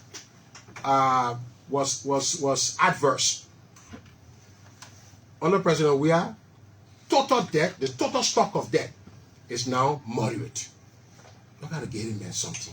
Okay. Yeah. Now, still in our same GAC report, it unveils that 32,759, representing 48.7% of civil servants across 90 government entities, earned below the harmonized pay grade, and the total monthly difference is 5,710 and 3,970 earned above the harmonized pay grade. The total difference, it says in asset salary, is $581,439.15.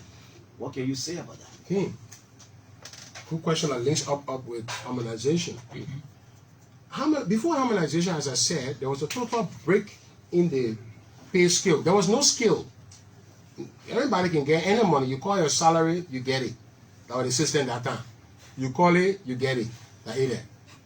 I want to be paid $2,000. We give it to you. I want to be paid $1,000. We give it to you. That was the system at that time. The general allowance system, the ministers were abusing it. They retired the driver, they hired a relative, and then salary they give them. Under the harmonization, we say no. If you are an accountant with certain level of education, with certain years of experience, you deserve to be paid this. So we are looking at anybody. The policy people at Ministry of Finance, the CSA, we sit down, we sat down, we drew the line, knowing all the skills set that are in the government. Driver, secretary, accountant, doctor, we draw the line. Now, when you draw that line, some people were way up above that line. Some people were way down below that line. What was our goal? Our goal was to the people who are way up to bring them to the line, right? And the people who are way down to carry them to the line. And yeah, if you don't care for human being at all, you just close your eye. That's what we're supposed to do, right? Technically, people who are way up, we brought them down, but we were not able to bring them down to the line. So some of the 7,000 people who reduced, but they did not. So many of them did not reduce to the extent because there would have been, again, you're in a situation of fragility you got to manage. The people who were down, we're not able to bring them to the line. Why? Because we're not getting money to bring them there. So we carry them halfway to. So you can't go 100% both ways. You can't bring a man from way up and bring him down to the arbitrary line and bring the other man up. That would be too drastic a reform. That's not how, they say that's not how you do reform. You can't give somebody 7 injections in one day, especially in the same place. No, that's not how the doctors do it. Yeah, you do it slow, small. How we did a reform. So when you look across, yes, you will still see many people believing that, you know, but what we're doing now is that we're trying to carry many people. We're trying to carry people to that line, but there are people who are trying to carry to the halfway point also. We're also telling people who are demanding higher salary that some of your brothers and sisters, recently the president said nobody should make below the minimum wage. You know that? I will come to ask you that question. Interesting thing is that so guy wasn't said, my people, you gotta tell the president thank you for the 150. My people came to me and they were confused whether the government made a mistake. Because they started getting alert, they said, oh, Minister, we won't touch the money of the government. Somebody put money in our account, so the corruption we won't touch you. Minister said, no, any president increase, you have to pay 150. He said, Minister, yeah? We started celebrating. So they said, y'all go on the radio, go tell the president, thank you. The way. So people were having the impact. These were people who were paid $75 below minimum wage, $90. The president said nobody should make below minimum wage. So we've allocated around $6 million for that and moved everybody up. Cheese throughout the country, everybody, all over there. We've also brought cheese throughout the country and the people who are in a difficult situation. We are working for the Liberian people. So we encourage the GSC audit to do. We'll fund the GSC to continue to press hard with our people to see, because I must say I won't pay nobody who's a ghost worker. I'm a go. The very fact that we're pushing for a review of the reform process, it shows that we recognize it's not 100% perfect, and that there's still a need to improve so that you gain the perfection that you desire. So the GSC continues to review the harmonization policy with the intent of improving it. And that's the results you are seeing, because it didn't happen by itself. Somebody commissioned the audit and actually, look, go and review this process that we are doing. See how we can improve it. And that is the process that's ongoing. Okay, let's talk about job creation. Since the government took over, one of the promises you made to the people was to provide more jobs. Let's look at the private sector. What has the government done in terms of providing, that enabling environment to have the private sector to have that huge number of employment? Because the government cannot employ all these. That's correct. Look, it's a very big question. Government can't provide jobs for everybody in the economy, and the private sector is supposed to do that. When we look at the numbers, the private sector has been challenged, and we know that. It's a historical thing. The number one reason why the private sector hire people is private sector loan. So the ability of the private sector to get financing from banks, meaning if money institutions can credit the private sector, companies, small businesses, if they're able to get money, then they will hire more people. If you look at the statistic, the credit going to the private sector, as the economists call it, as a share of GDP, has been around 12% from 2011. You know what that number is for the whole of Africa? The amount of money that goes to companies, it's somewhere around 43%. So the rest of the country are giving, the banks in the rest of the country are giving companies loan to the level of 43. So just say, for our common people now, the grade is between 0 to 100. Africa, the rest of the countries in Africa, all the average, they are giving loans at the level of 43. Liberia, we are giving loan at the level of 12. You see the gap? So it means we're not putting a lot of money into the hands of the private businesses. There are a lot of reasons why. There are issues with repayment. People say people can't pay debt. People say laws are not in favor of the banks to recover their money. Those are all we call the business climate contract enforcement, where you got to straighten all of these things so that when because the money the banks give are your money, but the ordinary people money, depositors money, that's what they call it, right? Technical term, depositor money. The bank take their money and give it to a business person, and the business person walk away and not pay back. The depositor lose the money. The depositor can feel it because somebody else who pay can cover that hole for that other person. But at the point where too many people are not paying back, which became the case in Liberia, and one of the inheritance of the government again, that the non-performing loan before the president was just high. And we inherited a very difficult financial situation. So the credit was even declining all the way to the point now where it is trying to turn around. But if you are at around 14 and the rest of Africa is around 43, you got plenty ways to go. And that's where we're having a conversation. So when you talk about job creation, you're looking at all of that, the business environment and all of that. Investment coming, working on all. The other thing I want to talk about investment, and because this is in linking with private sector. Listen, You know, when Liberians think about investment, you know what they think about ArcelorMittal and B Mountain. There are companies coming to Big the country. companies come in the companies country. coming. For big, how many B Mountain, how many ArcelorMittal you will get? Because you don't have the stock of resources for 200 companies to come and do this. No, so your natural resource base is small. So B Mountain hiring 1,000 people, I don't know the number. ArcelorMittal 1.5.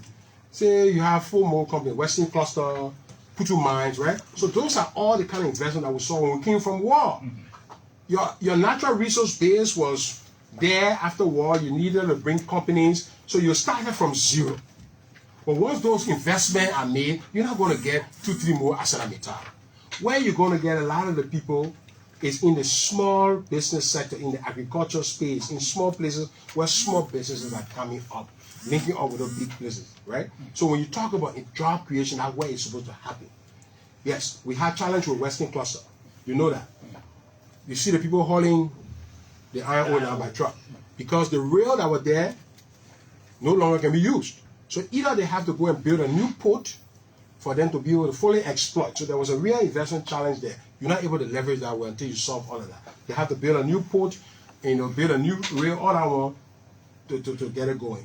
But other than that, they have to truck. If we stop them from trucking, that thing is there. We have Putu Mines. They got 2.87 billion ton of ore. They say the iron ore business there is somewhere around 37%. So it means the country can get money from Putu Mines. But we've had some challenges with that. We've been fighting to turn it around. We will solve that challenge. It's been a very, I've made 7, 8, 11 trips on just Putu Mines along with Investment Commission and Justice Minister. We're all fighting to get that thing going. All right. So those are the unsolved investment problems that we have. You know, we got Sam Darby sold. Even the company that bought Sam Darby is trying to sell again. We're looking at all. So these are structural problems in the economy. While we are addressing that, we have to continue to improve the electricity situation, continue to improve the road, so that in agriculture, as we put in more money there, more and more. We are receiving a lot of requests for concessions in a lot of states. People are looking at the prospect ahead. With Liberia recent growth, people are excited that Liberia is one of the few countries that are still posting positive real per capita GDP growth. The Swedish development minister came, that the first thing he said, one of the good things you have for you is that we're talking about your growth numbers. It looks solid, your fundamentals are solid. So I'm here to work with you, the government, on seeing how we can sit with the private sector. So this is not about playing politics to say how many persons you lifted out of poverty, how many persons you. I think the country has a big structural challenge that we have to be honest. We'll take all effort. Reforms at the judiciary will help us because banks have to be secure that when they lend money, they can get it back. And if they can get it back, they can enforce on the collateral. They are complaining to me that enforcing on the collateral is the biggest challenge, so that's the reason why they will hold back from lending. We are also working with our development partners to be able to guarantee, like take rubber. Rubber people are looking for 10 million. The bank should be able to move money there because what we are now working on is to say, okay, you know what? When the people sell the rubber, Mr. FBDI, Mr. EcoBank, and Mr. UBA, don't let them get the money. So the model we want now is that when the rubber is sold, let the money come straight to the bank that gave the money. Or let it go to an account where the bank, all the people gave to the rubber sector. Because the concern is that when they give money to the rubber sector take that money and pay their people. And then they're not able to pay back because of the collapsing rubber, so everybody's scared. But we have seen that rubber can pay for itself. They are now working on a model I've seen that can generate if $1.6 million is given, they can generate $6 million in return. So it means there is zero risk on that guarantee structure. The money should just not go to them. Let the person who buying the rubber for overseas put the money into an account that is owned by the bank along with them. Then they sit down and decide how much they take. That's the framework we're working on now. We got to work on all these framework so these entities continue to have, because the only way you can get jobs. When banks and financial institutions give you money, the only way you create jobs. If you ask the question, how are jobs created? Jobs are created when loans are given. If loans are not given, jobs are not created. Government cannot create jobs, it cannot be the one creating the job. Let me tell you, between 2009 to date, in 2009, the wage bill was around 30,000 human beings. From 2009 to 2017, another 35,000 persons enter the payroll. So here is the puzzle. How is it possible that we double the payroll in 10 years, but then at the same time investments were flowing into the country in that same 10-year period? Let Liberia be the judge now. More people were coming to the government than were going outside. So it means the private sector has been a challenge, and we have, where the government is right now at 70,000, we reach a saturation point. You can't add people there. Where medical workers, even the medical students. We are telling medical students now that you don't have a right to get on the government payroll if you're in Jocolity. Your right begins, or your privilege begins, when you want to go to Grand Coup, when you want to go to Bapulu. If you want to stay in Monrovia, the government will not put you on the payroll. Because that's it. Because we're taking all the things, we put you on the payroll, but it's not a right. You have to go into the farthest deprived regions to get on the government payroll. So for the medical health sector, we're protecting the hiring there. For teachers, we need to find some 7,000 teachers to bring on the payroll. We don't have the fiscal space for that. So these are the challenges that we are dealing with as a country, as a government, that will be there. Nobody can tell you that, oh, you win the president, you can't there, they will find 7,000 teachers to put on the payroll. What do you get the money for? Okay, so, yes, okay. Let's talk about the National Rule Fund.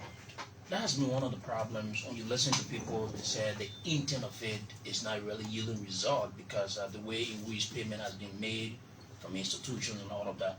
What has the government done in terms of this process, allowing the companies to do what they should do? The National Rule Fund is again one of the success stories. Continuing the inheritance. We inherited a rule fund that was not functional. Okay. Who made it functional? George Weah. Simple. Are companies paying? Of course. No, we're taking the levy from the import levy from the fuel that's coming in. So companies don't have a choice. That issue you talk about, whether before there was a situation, before it became functional. So the debate has been, the law was not passed, and so we were not owing this levy. And the law was passed. The law was not passed, so it is the passing of the law that you start checking from. So all the companies, we met the companies and said, look, we believe that you owe this money, and you got to make restitution to the government, a payment plan. The legislature sent for me, we recognize that. So many companies still challenging, thinking, the law still questionable, but we say that's it. Since that time, once the law became functional, all the money been paying, and that's the amount of work that you've seen. So the road fund has grown. Yes, even before us, the road fund money were being used for other things. During our time, there were difficulties. That's it. We got to be brutally honest here. All right. 2019 was the most difficult year in this administration. When you miss a budget support of 20 million and you get into salary crisis, you're in a crisis situation where the whole place is running amok. You got to find solutions. So give the government all the road fund. What the government has done now is to clear all road fund money. We don't owe the road fund a dime. We are paying the road fund on time. It just happens that the amount of money that comes into the road fund is not sufficient to deal with the immensity of the challenge, the number of roads that we have to fix. I just said 13,000 kilometers of road are built.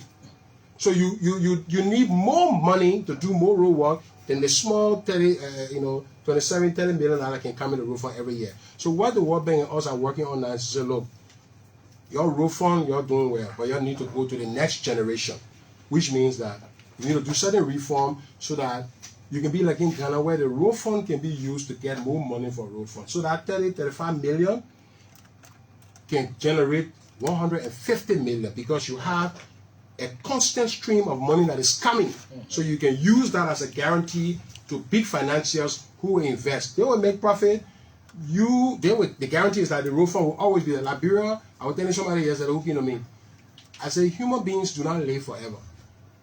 Me and you will live. The thing that live forever, that government. So I'm telling them, say, you don't blame government for a problem because government was there just ringing around town. Government is here just around town. The people who were living just around town are not here. So because of the power and the longevity, the fact that government will always be there, you can get money because of that. somebody in Ghana can say, okay, 20 years from now, you can pay me. 30 years from now, 75 years from now, we can structure because the government of Liberia will be there. So we're supposed to turn a road fund into generating that kind of money. I think that's the next generation of reform that is happening. Okay, so you are before education, you are listening to a special interview with the Commissioner General, Maritime Commissioner General, Maritime Commissioner, Lenn, Eugene. Now we can get it right. Surely, I don't want to be any content. And also the Minister of Finance, Senator Tweah. This program is being carried on the Freedom FM, OKFM, Voice of Liberia, Prime FM, Bana FM, Kings FM, Hot FM, Cool FM. Also online, Lenn TV is carrying it, KMTV, Midcat DTV, Front Page Africa TV, LN TV, our own, and Pupa TV. Also, in rural parts of Liberia, Voice of our Grandsons, 94.9 FM is carrying this. Radio Bombing, 98.9, Radio Pizzo, 93.2, Grand Cape Makani, Echo Radio, Riverside County, 89.5, Voice of Gompa, Ganta Nimakani, 96.5, Smile FM, Grand Jida County, Radio Senwa, Sanikole, Nimakani, Super Bongis, Bonkani, Voice of Sano, Sano County, Radio Bezon, Buchanan, Grand Bassa County, Radio Bombing County, Alternative Youth Radio, Lofa County, and Voice of Hope, Plebo, Maryland County. I'm sure at 11:30 we'll open the lines to allow you at least interact. For 30 minutes at least. Okay, so but we have a couple of issues to talk about. Yeah. But let me go to the commissioner from Maritime, Mr. Nagbe. In the last administration, we heard that education was described by the former president as a mess, and your government has been, making some major interventions, paying the wise fees and also building schools. Have your government been able to, evaluate whether monies that you are paid, you are now changing that mess to something better? Exactly. The system is still challenged because of the huge gap that we have had, in terms of the infrastructure, the number of schools, the quality of the schools, and also in terms of the software, the teachers, and the tools that they have to work with. So there are aspects of the educational sector that the government has really attached a lot of focus on. The construction of schools.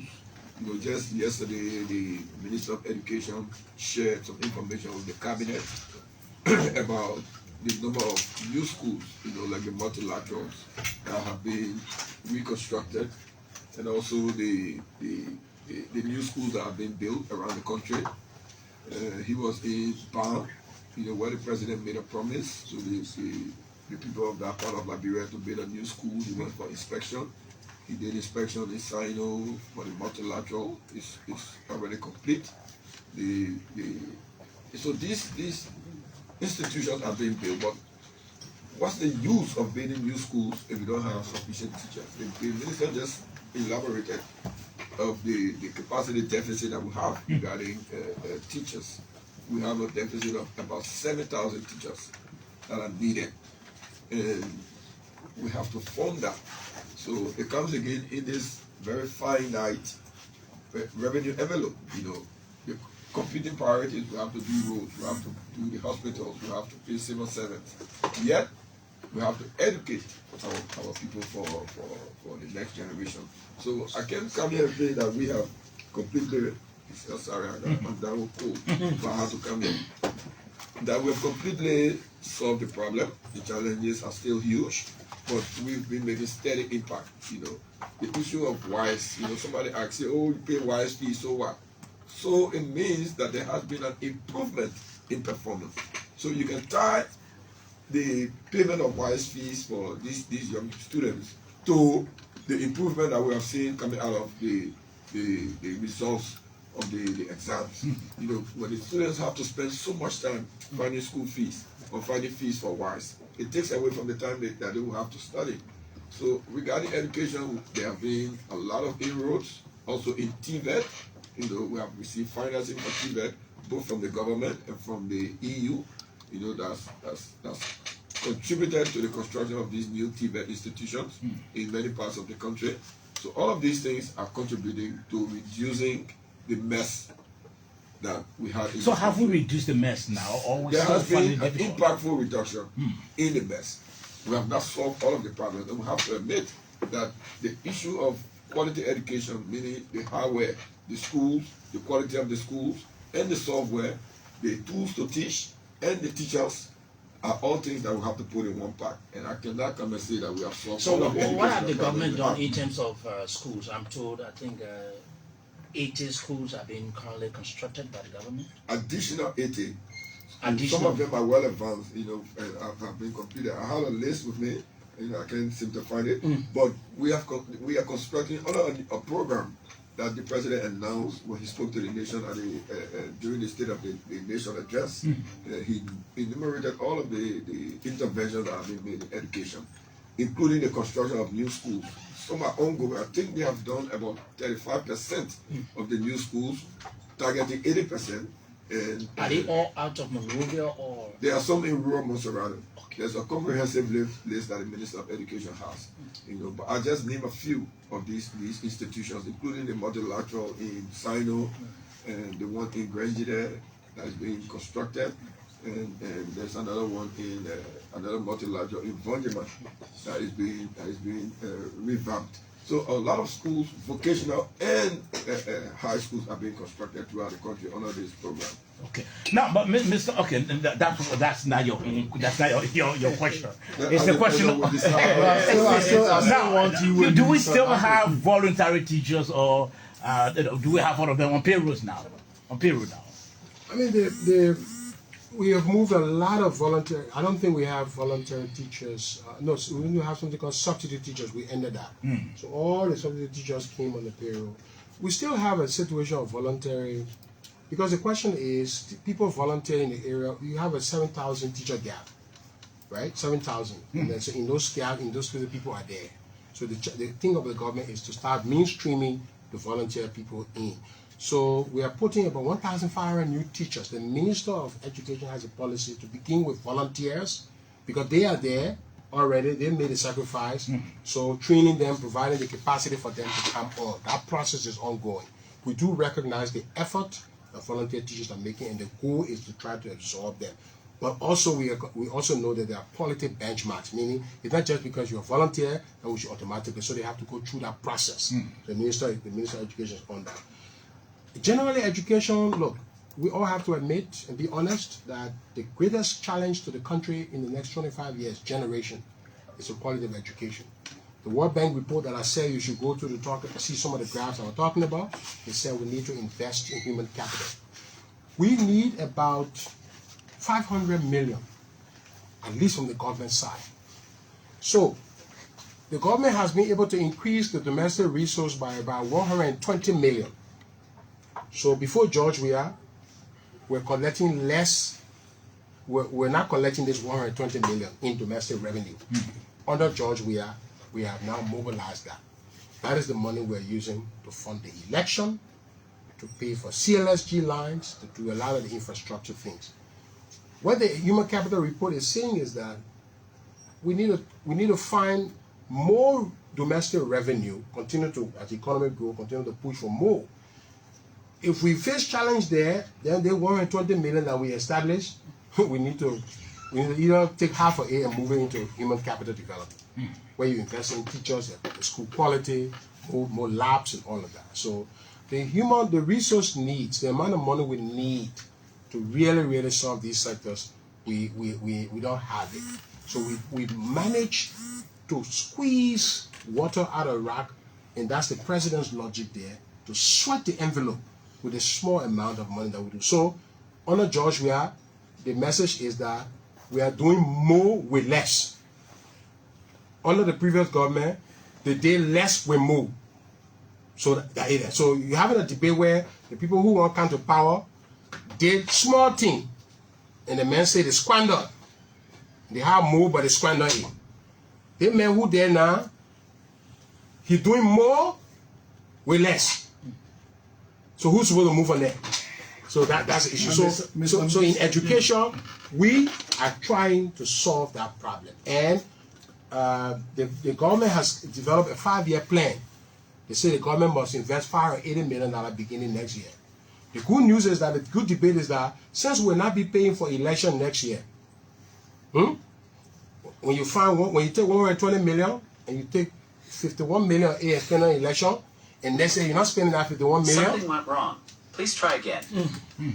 And you don't spend that 51 million, then you have that 51 million stays, right? Because election not happening in 2024, election not happening in 2025, election not happening in 2020. There will be by-election things like that. There may be, I won't care anybody about it, there will be.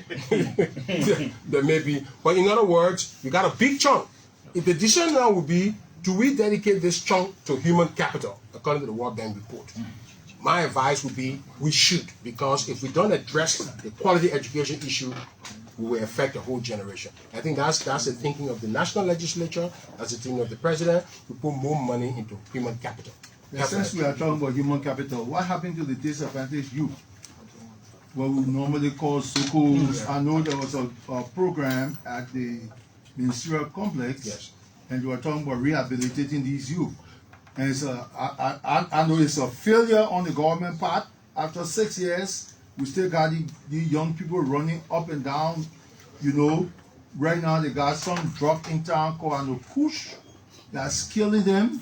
You know, the whole place, they're selling marijuana, they're selling drugs, all on the streets. And I think that's a serious challenge, because no businessman want to bring his money or his investment into a chaotic city like Monrovia.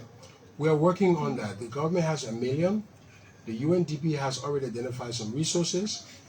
We are developing rehabilitation centers, but there are short-term programs that are coming up under the auspices of the Minister of Youth and Sports to really look at that problem practically, quickly. Yeah, Mr. Minister, with due respect, I think the government progress on this aspect is extremely slow, because this is the crux of the matter. Okay, there's insecurity in the country. You go to Monrovia, by the time you get out of your car, you see all these young people that's supposed to be home or in college or supposed to be having their families. They are on drugs. Okay. Exactly, and the issue of drugs is a very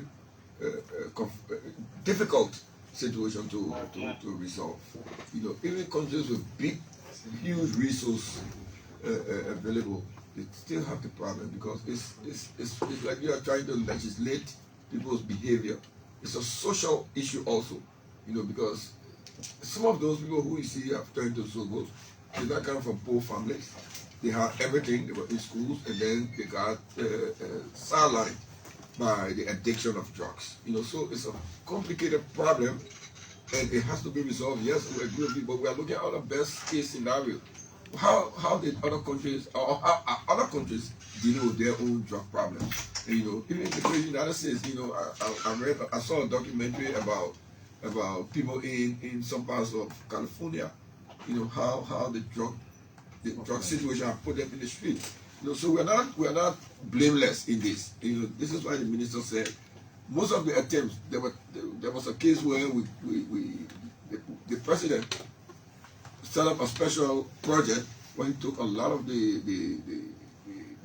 addicts, young addicts, outside of Liberia in Marshall, where some of them were rehabilitated. We have had some retention, and we also have some people who have gone back into the drug trade. So we have to keep trying new methods and new solutions. I concur with you that it's a security issue, it is a social issue, but it is a difficult issue to confront, because it's people's behavior.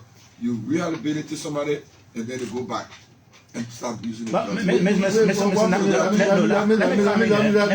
come in. But I agree with you, they still It's not whether you agree with me or not.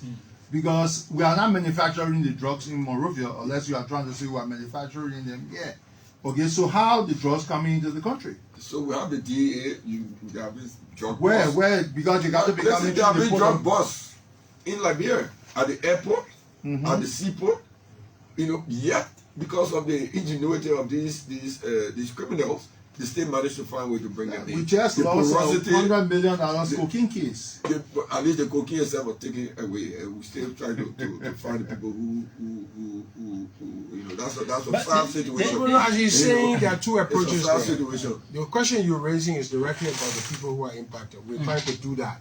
But then you are he's talking to the long-term structural solution, because the question is, you clean 1,000 people, are you going to get another 500 coming? Yeah. So you got to deal with the current emergency, which the Ministry of Youth and Sports, the UNDP, the government, the steering committee on this is working hard at. But the bigger problem is then, let's assume that this program succeeds in rehabilitating 2,500, 10,000 people. We don't want them coming back. We don't want them New coming people back. We don't want new people. So we got to then address the question you were asking, which is a bigger question. It's not a question that most countries are dealing with this. Mr. Minister of Finance, I spoke with the Minister of Youth and Sports on 2-3 occasions on the same platform, and we are still yet to see the at-risk youth program kick off the ground. Mr. Minister, what's happening? No, you're going to see it. You're going to see it. We move. How soon? We move some resources, and I'm talking in a matter of weeks. Because we have to make some, I think, $1 million available. Yeah, resources are on the way, so you're going to see some traction. This problem is something that you're going to see some movement on, especially in terms of the children industry, because they want to go there. Yeah, you're going to see that. Okay. Minister, I think that we're running out of time now. We need to add some other important issues. Yes, right? right. Okay, so what is it with the police? When you talk to some officers, you talk to heads of the police, they will tell you there's no more support in terms of what they need to run the police. We're moving towards elections. What is the Ministry of Finance doing in terms of giving the needed support to the police? We are doing what we can do, our best to give support to our national security institutions. All right, elections are here, and police security for elections is critical. Okay. We have an amount in the budget for elections. We've paid the amount for NEC. We are moving resources to the police to address the concerns around the election. Police funding is being prioritized. So I can tell you that Even before election, before election, police vehicles. You see, I mean, you got to give the government credit. You see a lot of vehicles coming. Again, we got 1 million priorities. You need drugs. You need everything. I'm saying we developed the $200 and $120 million fiscal space. You take 51 million and I put it into the election. That's money that could go all around. So next year, because you're not spending 51 million in election, I just made a choice to suppose we put all that money in education. We're not putting all it to security. Somebody will say, no, Mr. Don't put all that. Put 20 in the city. So that way the budget fight will come. So the government is doing its best under the prevailing revenue regime.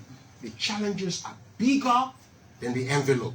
Yeah, even though we've done well to raise 3% of GDP, which is 120, we should move to around 250 more. Okay, but we're looking at other strategies to get us there. We're looking at an incentive regime. It all boils down to widening the pot. There are many things. You see the payroll audit. If we take 3,000 people from the payroll because they are ghosts, that's money for police funding. To have money for job. So the notion that the government is constrained. People like to believe that because we have a budget and we say we're trying to stay within the budget, then the budget does not say that it solves the country's problem. If you did the resource mapping of what the country need, you will run into 2.5 billion. But you're running a budget of 700 million. I don't know, Minister, I might be wrong on this. Yeah. I'm informed that since 2017, the police issue about uniform has been a very major problem. Have you settled that issue? Yeah, the police, the uniform process is going on. Yeah. Since 2017, have you done something in that direction? Yeah, I'm saying police got money for the uniform, new uniforms. Yeah. The police right now, they're solving the uniform problem. You're going to see new uniforms on police. You're going to see new vehicles with police. You're going to see all of that. Yeah. Now, Minister Nagbe, Commissioner Nagbe, there's this concern.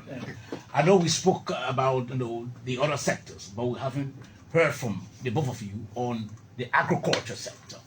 Where are we? How much intervention? Because there's this concerns that lots of money been placed into that sector, and just little people are saying. I mean, the agricultural debate in Liberia is a perennial debate. It's true that the sector is challenged.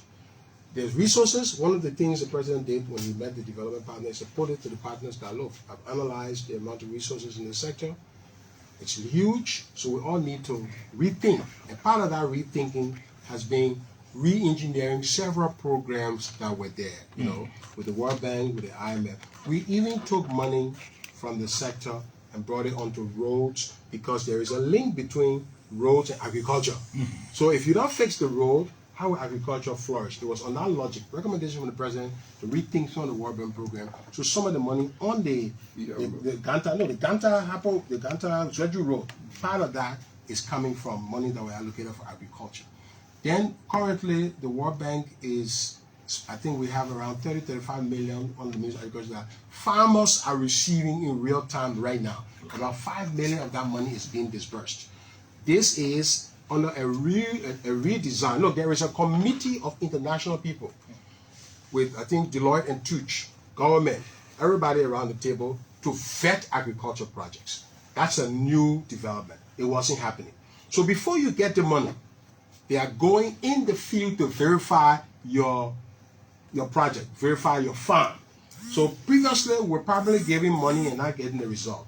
Now, under this dispensation, monies are given to being given to real actors who are supposed to expand the farm, add value to the product. Then we have recently signed a new $30 million exclusively for rice. So what I'm telling you is that the logic of the sector is changing, has changed under the mandate of the president, because we're saying we need to directly impact the sector. We don't want to sign loans and grants for agriculture and still see the persistence of the problem. That has been the insistence of the president, and we are getting there. The sector is huge. I think there are much more development in the sector than we gave credit for. So the agriculture survey is coming out, all right, to see how much production is here. You saw all the feeder roads I talked about? That's because of agriculture we made those investments. Okay. But the data situation is still not too clear about how we are doing. So until a comprehensive agriculture survey is done, so you see the situation, sometimes we may be beating ourselves too much, but we want to see, let the data speak. When the survey ends, we used to do that survey when I was an economist. I wrote the constraint analysis on a lot of those surveys. They stopped. So we got to look at, when you get the survey up, you get the monies, you assess how much is going there, and then you tell a bigger story. But the real story is that the rice situation is what we use to judge agriculture. Meaning, until we are able to produce rice that is competitive relative to the international market, we don't believe the agricultural program or agriculture can be built a success. So that's a challenge that we acknowledge here publicly, that, you know, as over the last 2 years, we've done some re-engineering, redesigning, and COVID also has not helped us. COVID has delayed some of our momentum, but we will stand this sector up. To put 1 million Liberians to job, to put 500,000 Liberians to job, they're not going to come from Eselamitar. They're not going to come from extensions of B Mountain. Those 500,000 Liberians are going to come from the agriculture space. That is where you got to put people to work. And that is what the new plan is going to be. And do you have a time tech that you're looking at? No, I mean, right now, we're going to elections. We're now talking with the partners that after you are re-elected on a new development plan. What the logic of this new plan going to be?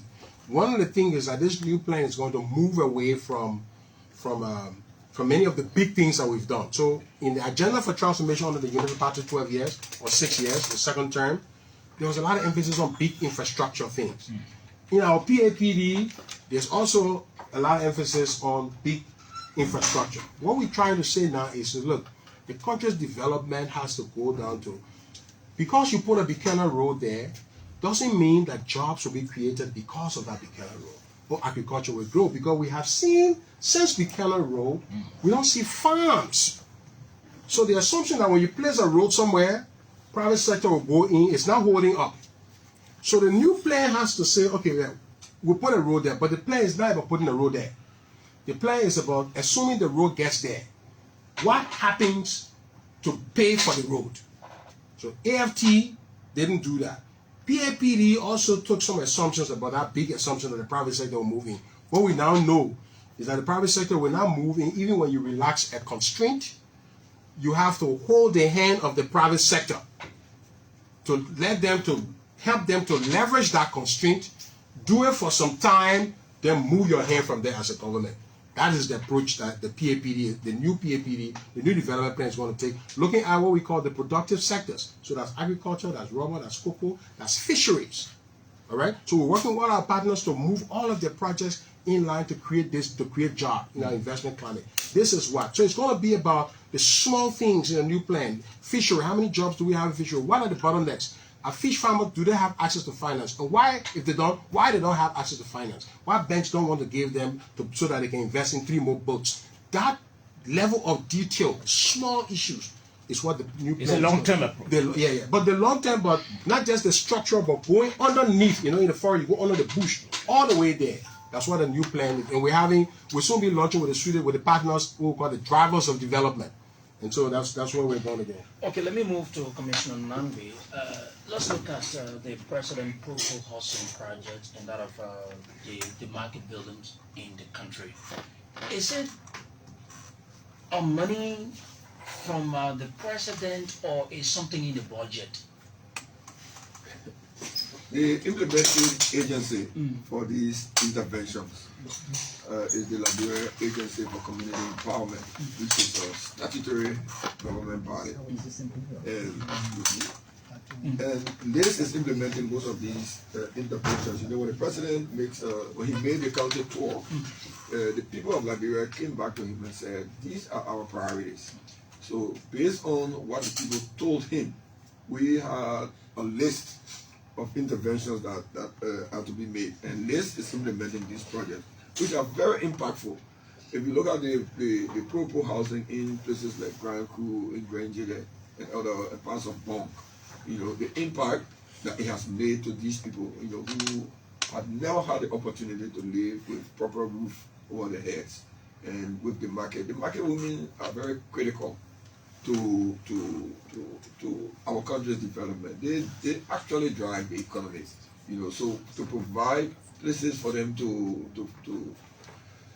ply their trade, is quite important. So yes, like Mr. Boy said, we'll do the big ticket items, but those things that are directly impactful to the people are also very critical. So the pro housing, the market buildings that are being done all over the country are a direct result of what the people asked Mr. President for when he made his most recent county tour. So is it in the budget or it's something done by himself? No, it's in the budget. There are some projects that he's undertaking by himself, like the Invincible Park, he funded it with some support from some of his friends. But with the major activities being carried out by the Liberia Agency for Community Empowerment, they are in the budget. Okay. And it is budget funded. Okay, let's move on to something very important. Commissioner Nagbe, you are spokesperson. Yeah. Mr. Tweah, you are spokesperson. And you too. No, I'm not talking about me. I'm not on the spotlight right now. Yeah, I don't think the government has done much when it comes to the development of sports in this country, because sports have hit rock bottom. I disagree with you. Well, I'm sitting in the driver's seat. I'm the president of the Olympic Committee, and in your national budget, right here in Togo, I was in Togo 3 months ago. In Togo, the national budget for the Olympic Committee is $5 million.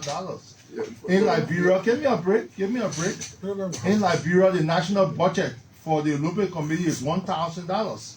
Okay, it can be paid for one athlete, because we have athletes that the government doesn't even know about. But it's not accurate. It's not accurate. Because if you look at the fiscal outturn report of the government, it's not accurate that we haven't paid for one. The last Olympic that Liberia participated in, was it the $1,000 that allowed them to participate?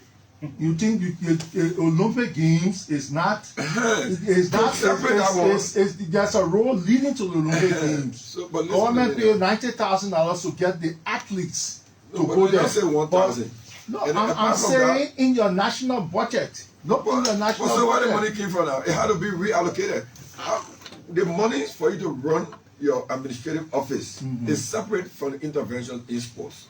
Now, if you say it hit rock bottom, when the government spend money to fix the track at the SKD, it means it is providing an avenue for people to train. and for new athletes to come about.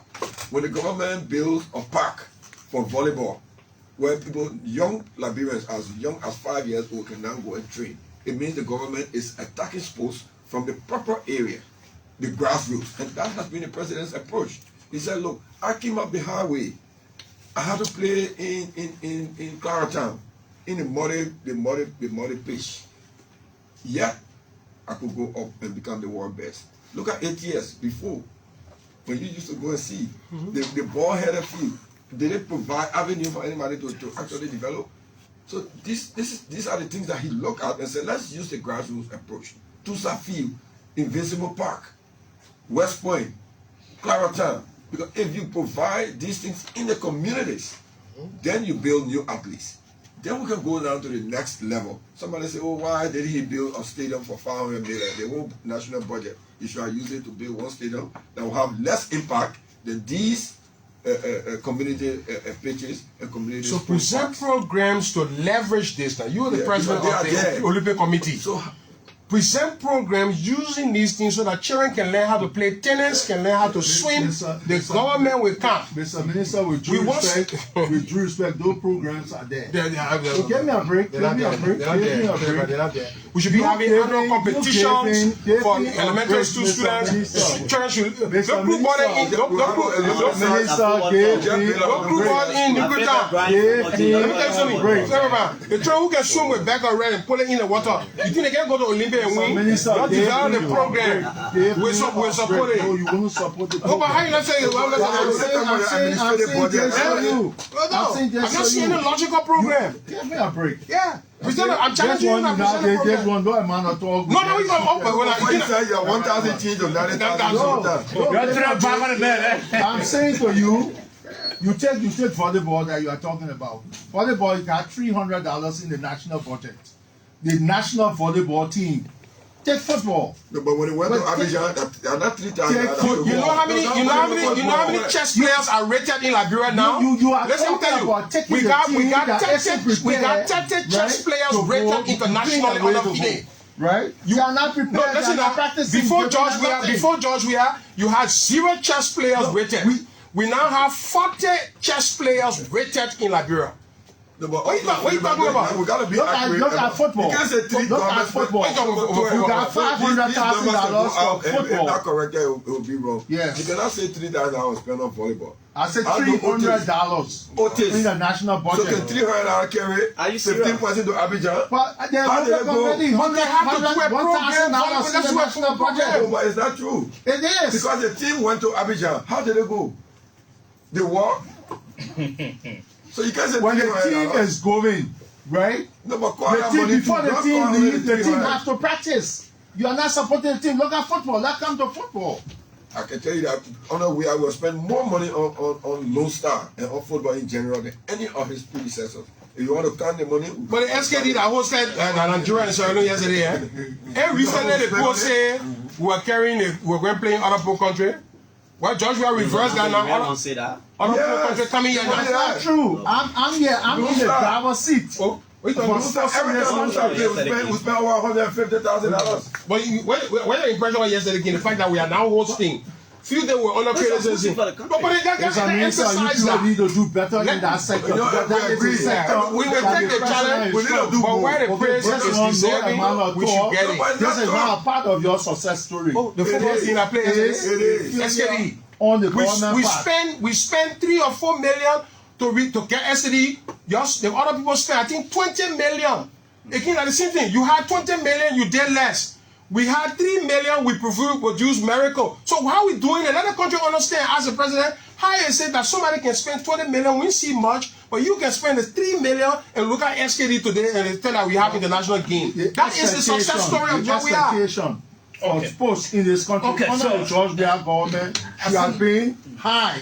The expectation is extremely low because right now, like I said, sports are hit rock bottom. I'm sitting in the driver's seat. No, there's one thing nobody can. That driver's seat and you cannot have that debate. The we in the bag. You cannot have that debate with me. The we in the bag in that car. I still gotta move forward. Yes, Clarence. So you cannot have that debate with me. But all your numbers. Present a new plan. Look forward to present a plan for Olympics. Please, we're spending millions on sports. No, that's not true.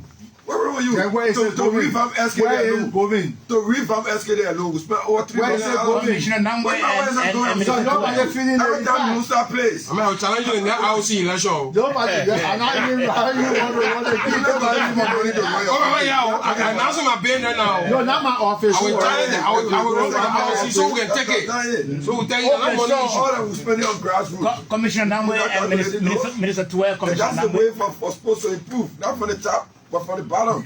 You got people get brave ball. Then they'll go play for Lone Star.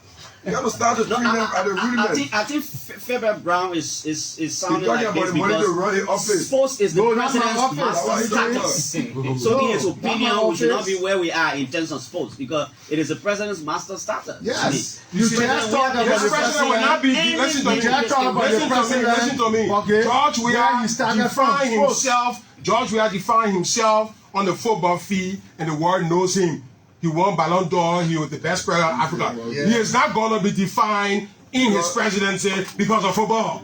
He is going to be defined because of macroeconomics. He is going to be defined because of roads. He's going to be defined because of free tuition. That That's a is where success the story. legacy That's a is. success sometimes you want to story. be defined. And we all concur to the success This is what story. you master. No, This no. is what you did. But for what I This is think work. That Some didn't people work. say for the people. some Liberians who are outside of the country. They hear themselves under George Weah. If you have to talk somebody to, once you say Liberia, a lot of people they didn't know you. When you say George Weah country, everybody celebrated. If you buy a visa, when you go to the decks in Dubai, they say, where you from? You say Liberia. You say, oh, George Weah. The guy brought a picture Exactly. and passed through. So yes, that has been established. But I've told you the president's approach is that the game has to be developed from the grassroots of the community. Okay, That's so why we can we put go all forward? these Yeah, let's communities move. Okay, so together. Minister Tweah and You can start from the top. Commissioner Nagbe Samuel Tweah said want he will to contest as LOIC, NOC president. want to hear. But Samuel Tweah not president on anything. He can contest. One major That man will die in Abu No, Dhabi. I will challenge you. I mean, I'm recruiting you now. I'm No, but you gotta form one team now. So that you But I'll sit here. I come inside. Okay, so No, to be honest with you, let's be clear. The invisible part, many of the invisible part was funded by the president. Let's be clear. We always say some people are spreading. We are here. You see the khaki here, the olive green, are here to fight falsehood. Because people have tried to bring this president down on the basis of lies. And we know the lies that have happened in this country. But I'm happy that the Liberian people no longer believe the lies. So they are flat-footed. They are still been out there spreading lies on their Facebook pages and saying that the invisible part was built from government budget. No, it wasn't. It wasn't. We're very clear on that one. okay, you made that clarity already. Now we want to hear from the both of you, regarding your success story on gender and social protection. No, but I mean you can answer that. No, I mean, yeah, go ahead. No, firstly, we one of the success story in social protection is how the funding for those who are very poor, the extremely poor, have been reorganized. Okay. So that those vulnerable communities identified in many counties, like in Bumi, in Maryland, they are receiving actually now direct support, because the idea is that if you want to lift somebody from extreme poverty, one of the best ways to do it is to give them money directly instead of setting up workshops and programs that are not impactful to them. And one of the projects that has been run by our partners and the Ministry of Gender, they have impacted, I think, the last over 20,000 persons through direct deposit and on the social protection side. In addition to that, on protecting vulnerable women, the Ministry of Gender has created several safe houses, and young women who have been abused and who are vulnerable have somewhere now to go to handle that. On the higher levels, there is an ongoing project with the EU, for women empowerment and for the eradication of sexual and gender-based violence. It's still a challenge. There are a lot of barriers, including cultural issues and cultural perceptions. But with the establishment of the Women and Children, strengthening of the Women and Children Division of the Police, and also at the Ministry of Gender, we see now there are more prosecutions because sometimes you create the laws. More successful prosecutions of those who are committing these acts to serve as a deterrent, and that has if you look at the has it impacted sexual and gender-based violence. So there is a matrix that shows that with more prosecutions, you deter would-be violators. That's right. And that has been a success story that the Minister of Gender has achieved. Yeah. And the transparency involved in that. Look, you got to be clear. What this regime has done, and we launched I think a roadmap on sexual gender-based violence. 3 years ago, that was launched. There are clear successes coming out of that. One of the successes is that more information is now available. Okay. To combat the rape situation, it is only as good as the information you have. And all the government, citizens, all have to be informed.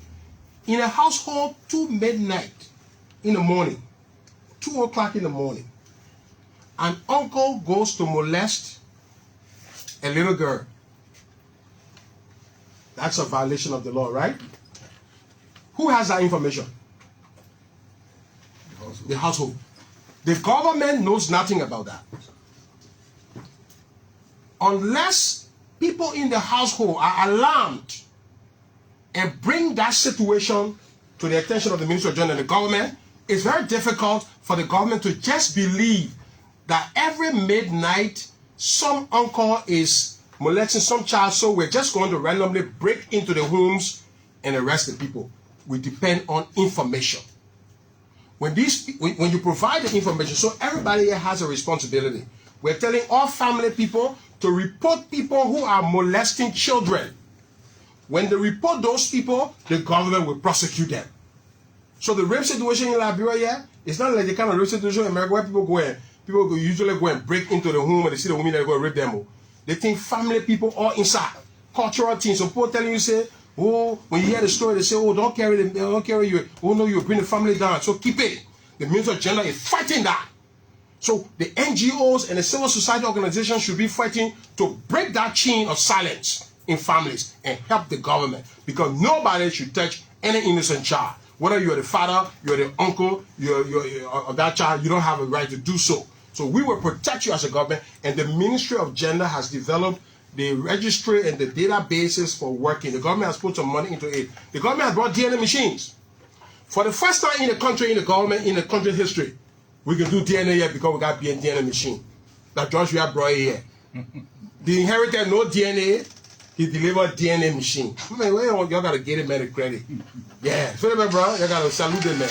Minister, it appears that the Ministry of Gender, the government by extension, will have to put in place more policy to address the issue of children being in the streets, because just recently the very Ministry of Gender reported that over 366,000 Liberian street children live under harsh economic conditions. And judging from your explanation, comparing to the Ministry of Gender's recent statement, I don't know, what do you think you need to do to work towards getting rid of these kinds of things? 366,000 children is no small number. This is a whole society issue. We gotta hit it head on. There's some progress to be made, but it's a very challenging situation. We don't want children to sell. Okay? Now, do you do it by declaring a public law, a regulation? No child should sell. You go in the street, you start taking, it's a social thing. You gotta be, especially closer to election, these things are difficult. So, street selling, it means children are not in school. And then when the children are not in school, they say, okay, but the parents are using them as economic breadwinner. That is wrong. We need to start. The president, look, we declare free school here in a lot of ways. School, and the other thing we need to talk about here, relating to this, is that as coming up, a question you have not asked, is that parents are also complaining that they've hiked in school fees and also in graduation fee. Somebody came to me, one group of me last night, that they for help on graduation, 200. I said, why should schools be charging graduation fees? Why? Because that's imposing burden on people. People just need to pay minimum amount and get out of school. I asked them, they were laughing. So we, as a government, we have to confront this. This should not be happening where people are charging $600, $500 to graduate. This is even more than the school fee. I'm sure the Minister of Education is listening. Oh no, this is not just about the Minister of Education. This is about all of us. Yeah. Okay, we need to abolish that fee structure. So nobody, you know the reason why the president declared free tuition? Free was mainly. It's because students used to come in the street to go to him. Thousands of students went to him. They said, we want money to pay our WAS fee. So the president said, "I'll make a regulation. The government will pay." Now, the government, you want the president to come out again and say, we declare graduation free, so we pay the school for the graduation. We're not going to do that one. We're not going to do that one. We're going to have the schools then stop charging that stuff. How do you do that? Okay, that question goes to the students. Why do you need, okay, I said that gown rental. What is the money for? What is the money for? Let understand what the money for. Is it for renting a gown, for school projects? These things are volitional. Students can decide what they want to do and just minimally just get their gown and they walk out of the school. Maybe the fee should be $50. Why should the fee be $300, $400? So we need a serious policy on this. The Minister of Education is hearing the president being concerned about this all in the government because we face this thing. I told you, 7% came to me last night to help them with graduation fee. I posed a challenge to them. I said, well, why do I need to pay $200? And even saying, the people say, when we pay the $200, we'll not go to the thing that will qualify us to graduate. There's some event happening on Friday. These are nursing school people. I know you're talking about university or nursing school people, right? How about the tea party or some kind of thing? Yeah, they say, and we pay by Wednesday, they will not get there Friday, so all will not graduate. So I said, no, I will engage our school. Okay, so Mr. Minister and Commissioner Nagbe, I'm sure we exhausted some of the key sectors. We're about now to go into other issues before we open the lines. First, I want to get the reason, the rationale behind your decision as a government. Why you saw that it was not quite necessary for a war crimes court. That issue has been coming up over and over again. Why do you think as a government? See, Fred, I'm shaking right now. You're fired now. The way you ask the question, so yes, you made some presumptions, yeah, and some assumptions also, because since the end of the war, it was President Tweah who took the first step. The president sent a letter to the national legislature which kickstart the process on justice as a whole, justice for crimes committed during the war. He took the first step, the first constitutional step, to write the Liberian legislature to say, look, we have this issue, what are the next steps? And because the only group that can make law is not the president. For anything to happen, regarding the creation of a code, of a war crimes code, an economic crimes code, or to create it locally or not internationally, it has to be a legislative process. So he did write the legislature, and the legislature has since initiated some action and have come back with some recommendations, I think just last year. Okay. So to say that the government has decided not to do anything about restorative justice, is not accurate. The president has taken the steps that he needed to take. Some of the recommendations from the TRC, including the creation of or the appointment of a special peace ambassador, the hosting of town halls around the country. Some of the other recommendations are already being implemented under the auspices of the peace ambassador, and there is a whole office set up along with our partners to look at all of the issues, and it's an ongoing process. So to say that the president has done nothing is not fair, So because do we he see has that? taken Do the we first see step. that happening? in The war future ended year? 2003. Nobody did it until he came and sent a letter after he came from the United Nations to the Senate, to the legislature, I should say, not just the Senate, in keeping with the Constitution that he has taken an oath to protect. So that is an ongoing process. And so the question is, do we see that happening in the nearby future? No, but we cannot preempt what the process will be. So he has jump-started the process, and the conversation is ongoing. The legal process has started. The process that is within his purview, which is the whole town hall meetings to appoint the peace envoy, and all of that, he's done all of the things that the Constitution and the law asks him to do. Okay. But Saba, you were asking that question. The question is who, the people who being asking the questions, this question, where are they now? Where is this debate now? That's the question now. Where is the war crime debate right now? We have largely believed, look, there are people who wanted to weaponize the war crime debate. At the time you had United Nations peacekeeping troops here, that was the time you have the war crime trial. That's when you have it. You have it when you have peacekeepers here. George Weah is the first president to have kept our peace for 5 years without any United Nations presence. So the physical thing that Eugene was talking about, the physical presence security is absent, the macroeconomic impact is absent. Okay. The debate was rife. People came in this town and they became demonstrating for war crime. So the question is asking, what happened to that now? What happened to the clamoring? But Minister, this is something you said you wanted when you were in opposition. Yeah, but if you want something, you got to do it legally to get it. That's correct. When the president took the all the steps under the Constitution that he has to take for a law to start, he has to go to the legislature first. And he has done that. He wrote a letter. And the legislature responded with a transitional justice framework. Okay. Since we are still at the legislature, the both of you are being accused. The both of you are being accused of disrupting the Senate section recently. What went wrong? Let me begin this way. We still there, so I just want to throw that And I'm glad you throw it. Yeah, they accuse you of disrupting. I saw the thing. And let me be very clear. I think I have been at the Senate for around 12 to 15 times over the last 5 years. In hearing, in the House the same time. So on average, maybe 20 to 25 times I have appeared there physically to face the senators and to face the representatives.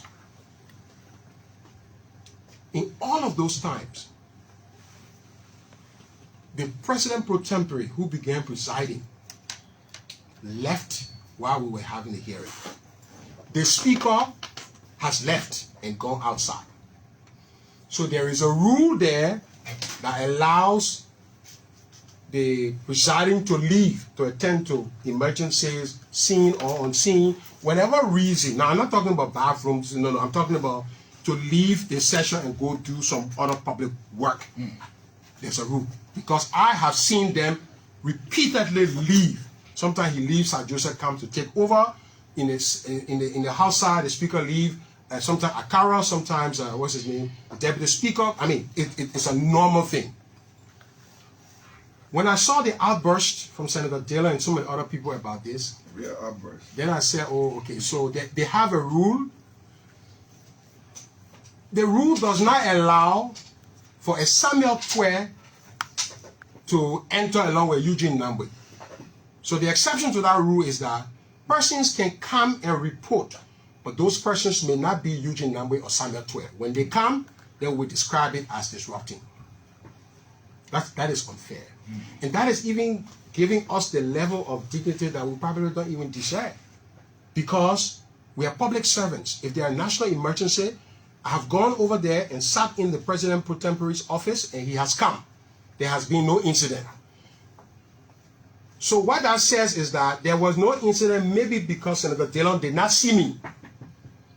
Because if Senator Dillon knows that I'm in the President pro tempore's office for an emergency situation, he is saying that the Senate pro tem should not leave. So the question is not whether they saw me. That's why. Even if I went to making anything long. Yeah. If they don't find anybody disrupted the Senate, they got a way to deal with it. Okay, let's move to politics No. But I just talk. You don't do nothing. Yeah, you don't do anything. But we go for. But it's against us. No, seriously. It's targeting us. That's all we're saying. It's too much for why you talk like that. Because every so what? If I'm a senator, anybody come and disrupt the session. But they will call for disrupting who? You're someone for a thing. I'm telling you, when they summon me, I'll tell you, sir, I have seen the pro tem and the speaker left. Who is someone? So you get someone me for that. Put one letter on the floor, leave that thing. Yeah, but I know what I'm talking. I got grandstanding. Grandstand, that the right Okay, let's move into politics. But if somebody disrupt the Senate, then nothing will come out of it. Commissioner, Because the other senators know that they don't just grandstanding. They know nobody disrupted anything. I spent like about 15 seconds. That's it. 15 seconds to disrupt a whole Senate session. You just pass. Generally, Why are they pass through? no, the pro tem wanted to see us, Tweah myself, so we went to him. While they were When we inside. got there, yeah, they were in session. We stood outside. The Secretary of Senate came outside to us, talked to us for about 3 minutes, and said, "Let me go and tell the protest." He said, "You come."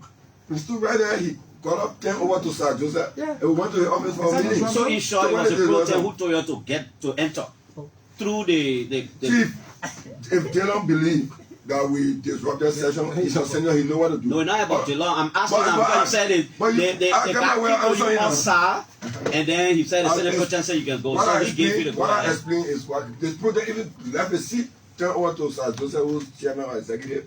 There was no disruption. No So they disruption. passed it in the session. But there was no disruption. Because they wanted to They don't disrupt let the whole this in. session. If any disruption again was they don't disrupt the session. Oh, really? After we left, I heard from what I saw online that he was arguing and disrupting.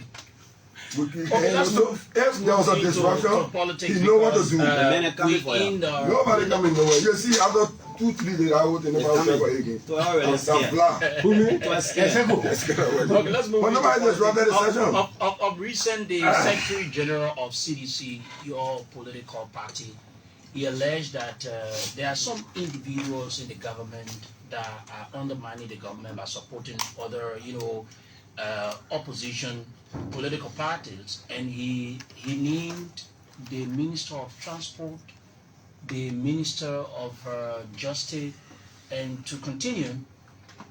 Is there a belief of the government that people are in the government supporting other institutions that could undermine the re-election of the president? All these people work at the pleasure of the president, and the Secretary General, if he uses the info to the president, I'm sure the right action will be taken. But since then, both Minister Wulu and the Minister of Justice, they've reacted and said it's not true, but it's a presidential prerogative. But do you subscribe to that belief? No, I have no evidence of that, and I know Sam very well. I know he's supposed to be president, and if there's any information that the Secretary General has, he will use it. So for me, it's not a big issue. But while we're on this program, we haven't even left. And, some United Party people already have started. Because it's on Mo Ali page But now. Mo You Ali say that you admitted. got a comprehension problem. To comprehension, understand English good. I said the projects that are being done by LACE, Liberia Agency for Community Empowerment, are not the president's private project. It doesn't mean the president doesn't have any private project. No, I Project asked you mean about what? the housing unit. But you just said the project and all that housing. stuff. The president does some markets, but those on the list are in the budget. So The you're ones- saying there are two separate the projects. president does things by himself, of his own initiative, like the Invincible Park. But then you he built a need market to on. differentiate. But I it did. because I said they- the ones by list are in the budget, and most of them are done by list. The housing. Some are done by his own initiative, and where he does it by himself, it is clearly stated. So, like Invincible Park, like the market that he did in Painesville, he did it by himself. He intervened with people. He did some I think in Grand Crew and some by himself. But there are projects by list that are in the budget. So that he has a comprehension You problem. also said, Minister, you admitted Minister that understands you are English not good. doing more in terms of police support. He said you admitted that you are not But spending. the man said all the things that come in, he come in do more. To do more means doing some. He But come you in add need it to up. say because from the opposition. More, but even if the man, if right now, if the government, if it take $30 billion and face the country more, Ali will say. You expect me to say that and respond to Mo Ali? Commissioner Nagbe. Mo Ali will score Yeah, more. let me tell you something. Commissioner Why Nagbe. you former Secretary General? Because when I do the work good, I don't move. Commissioner Nagbe. Right now, I need to tell you how good Secretary General will still be there. The more you enforce somebody to do that, Right now, when you let the party right to speak, we respond to him. More Ali, I flow them up. right now, you have the platform to correct these things. That's what I'm And asking you. fortunately What am I for you, doing? you are start flagging some of the That propaganda, that what we here to confront. The That's people's what I'm saying job, to the you. people's job is to lie. So you need to correct that. Okay, but listen, let me tell you something. The Yes. people's job is to lie. They have lied they believe lie could have brought the government down. So they will always lie. So we're not going to be chasing a lie. We've provided comprehensive information for the Liberian people. And they used to be telling you, hey, I told you that they increased poverty. You hear Mo Ali posting on That's that why you one. need to respond And to. Joe Barker recently talked about poverty. We don't want, when I said the president inherited 2 million, he run away from that one. And he running, he say he kind of police. He run away from poverty now. Yeah, he For got 4 the years they've been talking about poverty. After the show now, he's running now, he's looking for police or something. We finished establishing the poverty thing. Like the president is the first president that took people out of poverty. And I will show that I will publish the graph. After the thing, we'll see the graph. You'll see the number of persons coming out of poverty in honor of the president. Okay, so let me how you respond to that one. Okay, so we're about to open the lounge. You not meet your 1 million target in the PAP. Yeah, you coming back to that question again? But you say when you say take people out of poverty, I thought you got no more now. I thought you not meet the 1 million. No, the 2 million that Moali them gave us. Right? We move some from there, we face challenge, we're dealing with that at the goal.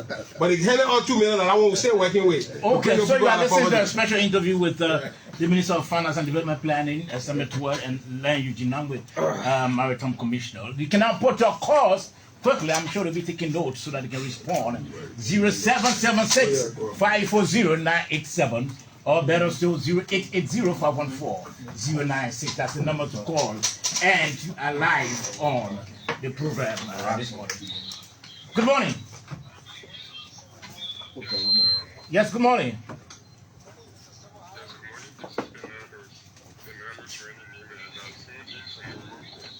Oh, you're from Morocco, okay. Unfortunately, one of the beneficiaries of the George Weah administration Liberia Morocco bilateral scholarship. And I just want to ask this question to the Minister of Finance. Of recent, there was a signing, a generosity extended to the Republic of Liberia through the Swedish and EU, as to be corrected, around 88 million. And one of the key areas has to do with food system. And I thought to touch on it. I have realized or noticed that in Liberia, we have this National Food System Agency that was weakened by the president. And I've noticed that usually we go towards this maybe importation or purchase of food products to help our people. So I thought to know or ask as to whether there is a structural plan for our food system in terms of, in fact, bringing in country new technologies that will help produce food in Liberia, use such money, invest it in farmers or farming activities, use produce from the rural farms and produce our food like jam, like you have juices and so forth. People who produce apples, people who produce oranges, could we invest in those farmers to ensure that we use their farm produce to produce food for our people? And another thing is establish a whole system that will observe and analyze our food qualities. Because I realize that in Liberia nowadays people just eat anything, they don't observe diet and so forth. So I hope these plans are put into place so that people will be nutritionalized by the value of the quality of food they absorb or they consume. And please, sir, could you expand better on the food system? How do we intend to use such money that is being invested or that is being given by partners? Thank you. Thank you. Many thanks. We really appreciate your time. Let's take additional calls quickly. 0776-540-987. That's the number to call. And then you are live on the program this morning. We're trying to see where we can get the calls coming in quickly. Let's see this caller. Good morning. Yes, sir.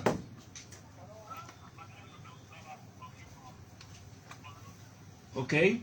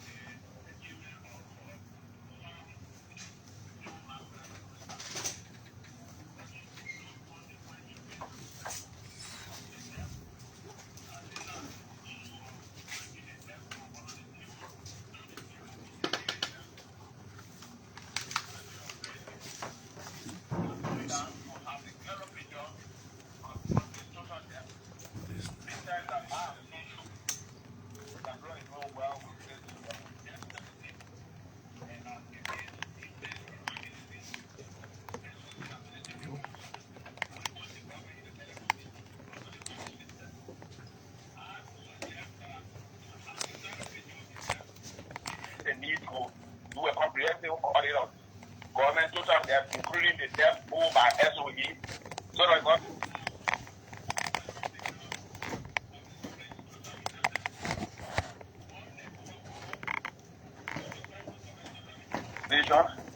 I think that the government is doing well because domestic revenue has risen tremendously, and that if you look at the revenue envelope for the current fiscal year, there's no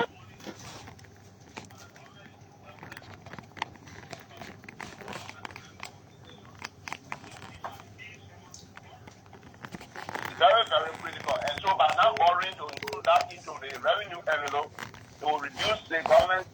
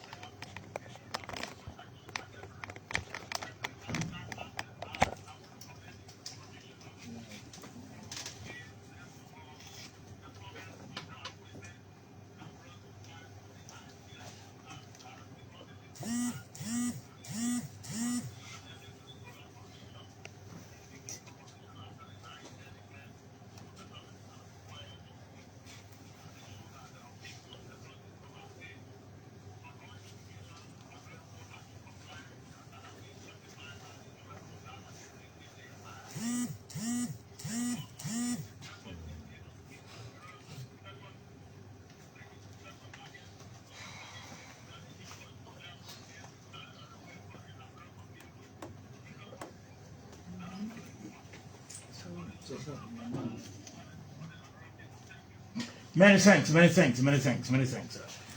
this caller. Let's take this caller in the line quickly. Good morning. Good morning.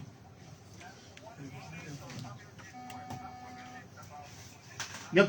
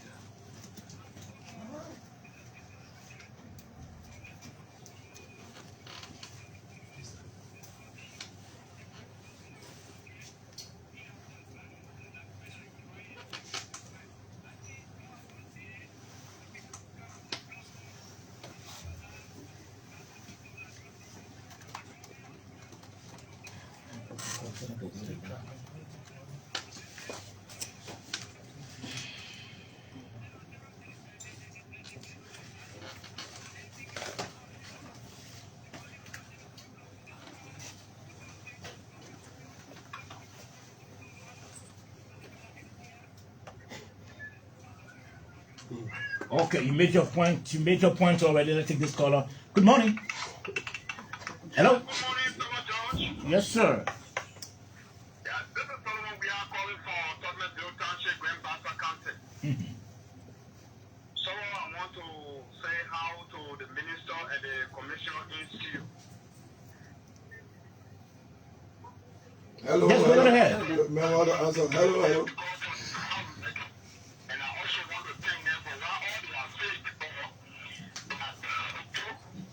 And you know that I had to always listen to ELBC because ELBC always make my day.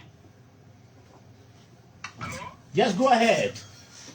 Oh, he's off. I didn't lie. Let's see this other caller. Good morning. Yes, good morning.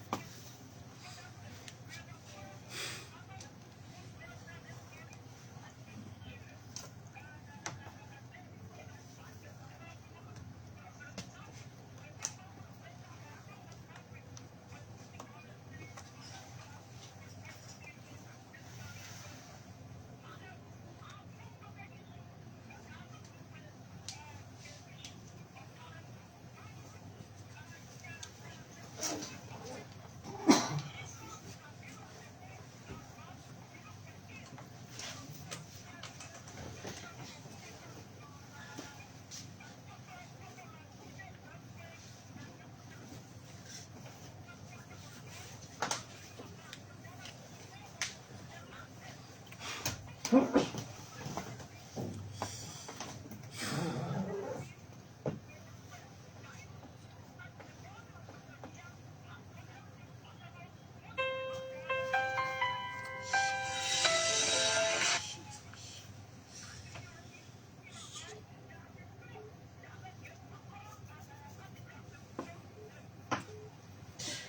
I think we can't keep you on the line. Let's take this other caller on the line quickly. Good morning. Good morning. Yes, sir. Your name and where you calling from? I'm Wilson Jones. I call you. I'm dedicated number 15 to be precise. We actually do the legend center for development. Okay, let's hear from you. Everything, thank you so much, John. I think the ministers, they are there in for. I'm continuing to hear people in bread and water issue. The bread and water issue is the decolonization of electricity. I think for now, since I came to Oh, he's Somebody going calling. off the air. Going off the air. Let's give it a caller. Good morning. Yes, sir.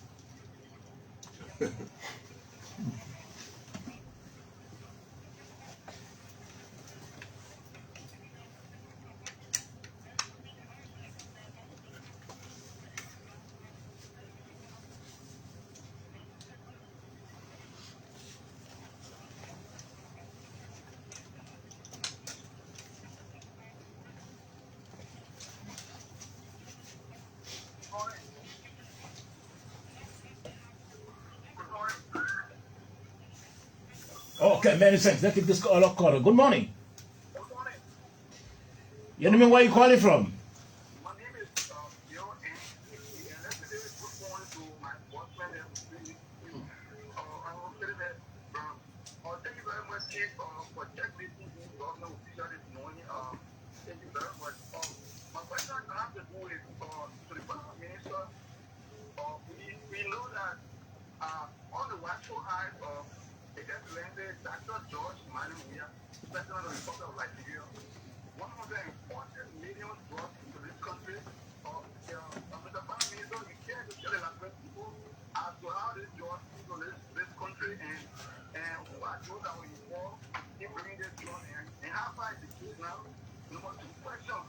Number two question has to do with the sporting sector in our country. We all know that the president hails from the background of sports in Liberia, and then last year, President did the 4-year budget. Mr. President, Mr. Prime Minister, he shared with us how many of you allocated to the Ministry of Youth and Sport, and because my state know that the Ministry of Youth and Sport was very low when it comes upon a lot of sporting arena in our country. But that's what I have to do with. Okay, I think you made your point already. Let's take this other caller on the line. Good morning. Yes, good morning.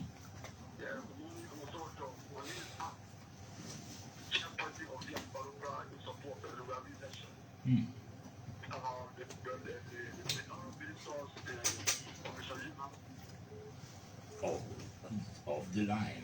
Let's take this other caller. Good morning. Good morning. Yes, sir. Yeah, this is Reverend Informer from City. Yeah, my attention is drawn to this drug issue. People talking about the places for these boys to go. And I have been a principal for the school, and the DDR side, they were sent over and over. People pay money for that, and they refuse to go.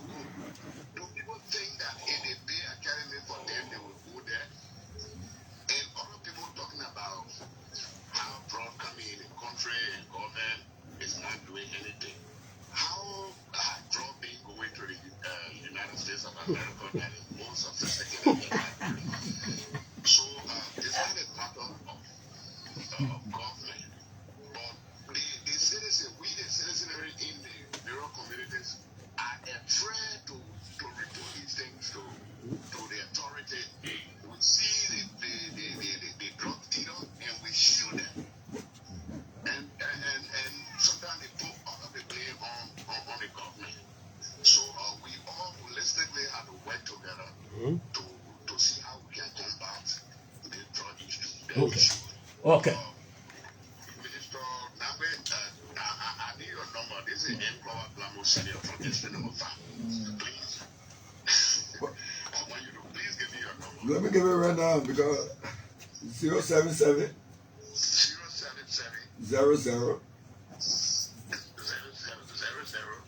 00 again Yeah. 717. 717. On Facebook all over. Yeah, Okay. that's okay. Let's take this other caller. Good morning. Hello. Okay, we'll take this other caller from this line. Good morning.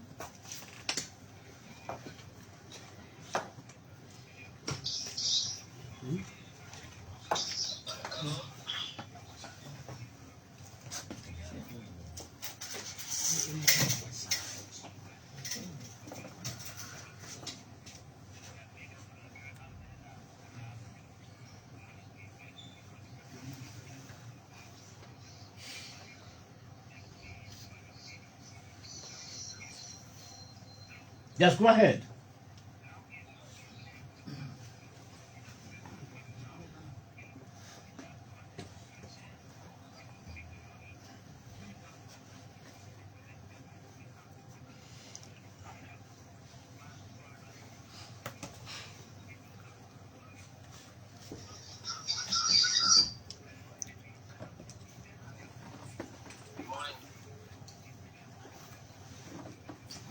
Okay, let's take this other caller. You made your point already. Good morning. Good morning, Mr. George, and let me say good morning to the ever-potent Minister, Finance Minister of our time, and to the Commission General of the Bureau of Maritime. My name is David King, the man who recruited part of the purple defender of the Republic of Liberia to defend the president and our government. I have two concerns. Minister Tweah, I would like to ask you the source of the funding that is in the room from here junction to RRA.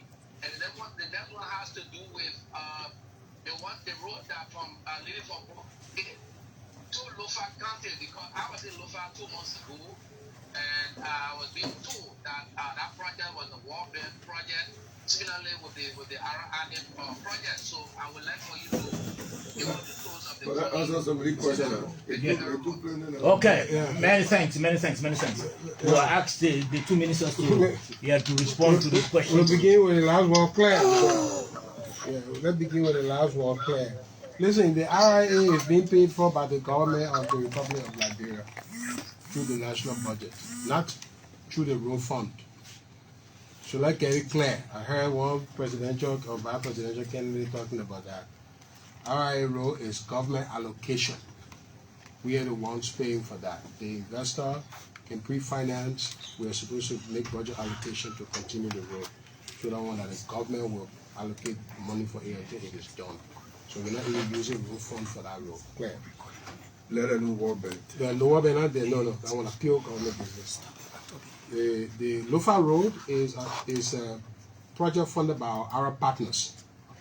But government has its contribution to make. The issue with these roads, a lot of these projects is that they are partner funded, but these are obligations sometimes on the World Bank side that you have loan inside. So like I was saying in the other day, just because the World Bank is giving us, we have granted and we have loan, we have to pay it back. So when somebody lends you $20 million and you got to pay it back over the next 30 years, you stay paying it back, all right? But the Badia, the Kuwait and the Saudi fund are the ones that are funding that. That project would never have happened unless the government put money there. We had to renegotiate the problem because the project had defect. It was defective. So we had to bring it to effectiveness by re-signing and reorganizing it. That's why you see the road is moving there. So yeah, and in addition to that, Eugene said that the Ganta Sakepi Road is again government funded. This government is funding more roads from the budget than any other government. So we're very clear on that. I think I will round a few comments. The first comment was very important. The man who's benefiting from the government program already, I think is Bernardo. there's another evidence about the pro impact of the president, he was talking about Swedish support in the whole food business, and to be honest, he's right. There's a National Food Assistance Agency that is being created. It's part of the food ecosystem. So what he's basically saying is that we need to take a deeper dive at our nutrition component in the planning. And these monies come from the partners. What are we doing to make sure that it has the effect? And I think, as I said in my presentation, that the president has called for a re-engineering of all of these resources. That he wants to see stronger impact. He wants to see poverty reduction. Yeah, he wants to see poverty reduction and all of that. So, so thank you for the question. I think we have a plan to move toward a better food system, to grow local food, rice and cassava more, to make them more competitive. That's the focus of the president's vision. Currently and going to the second term, that's going to be rice is going to be center stage. Financing for rice from the World Bank, from the African Development Bank, from the government of Liberia, crowding in the private sector, meaning the banks. Banks are sitting on vault cash that is not going to the agriculture sector. The reason is that they don't see it as profitable. So even though we eat rice 4 times a day, any bank or any investor will want to make his money from that proposition. But there are weaknesses in the market setup. So we are working with the partners to say, let's solve those weaknesses. Technically, the government should not be taking loan from the World Bank for agriculture. Eco Bank should be putting $15 million in agriculture because they believe they can get $17 million back when the people pay it because we are eating rice.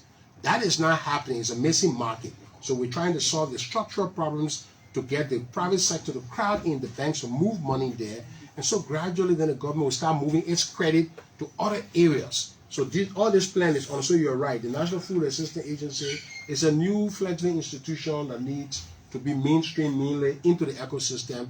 It is not giving the high priority that it deserves right now.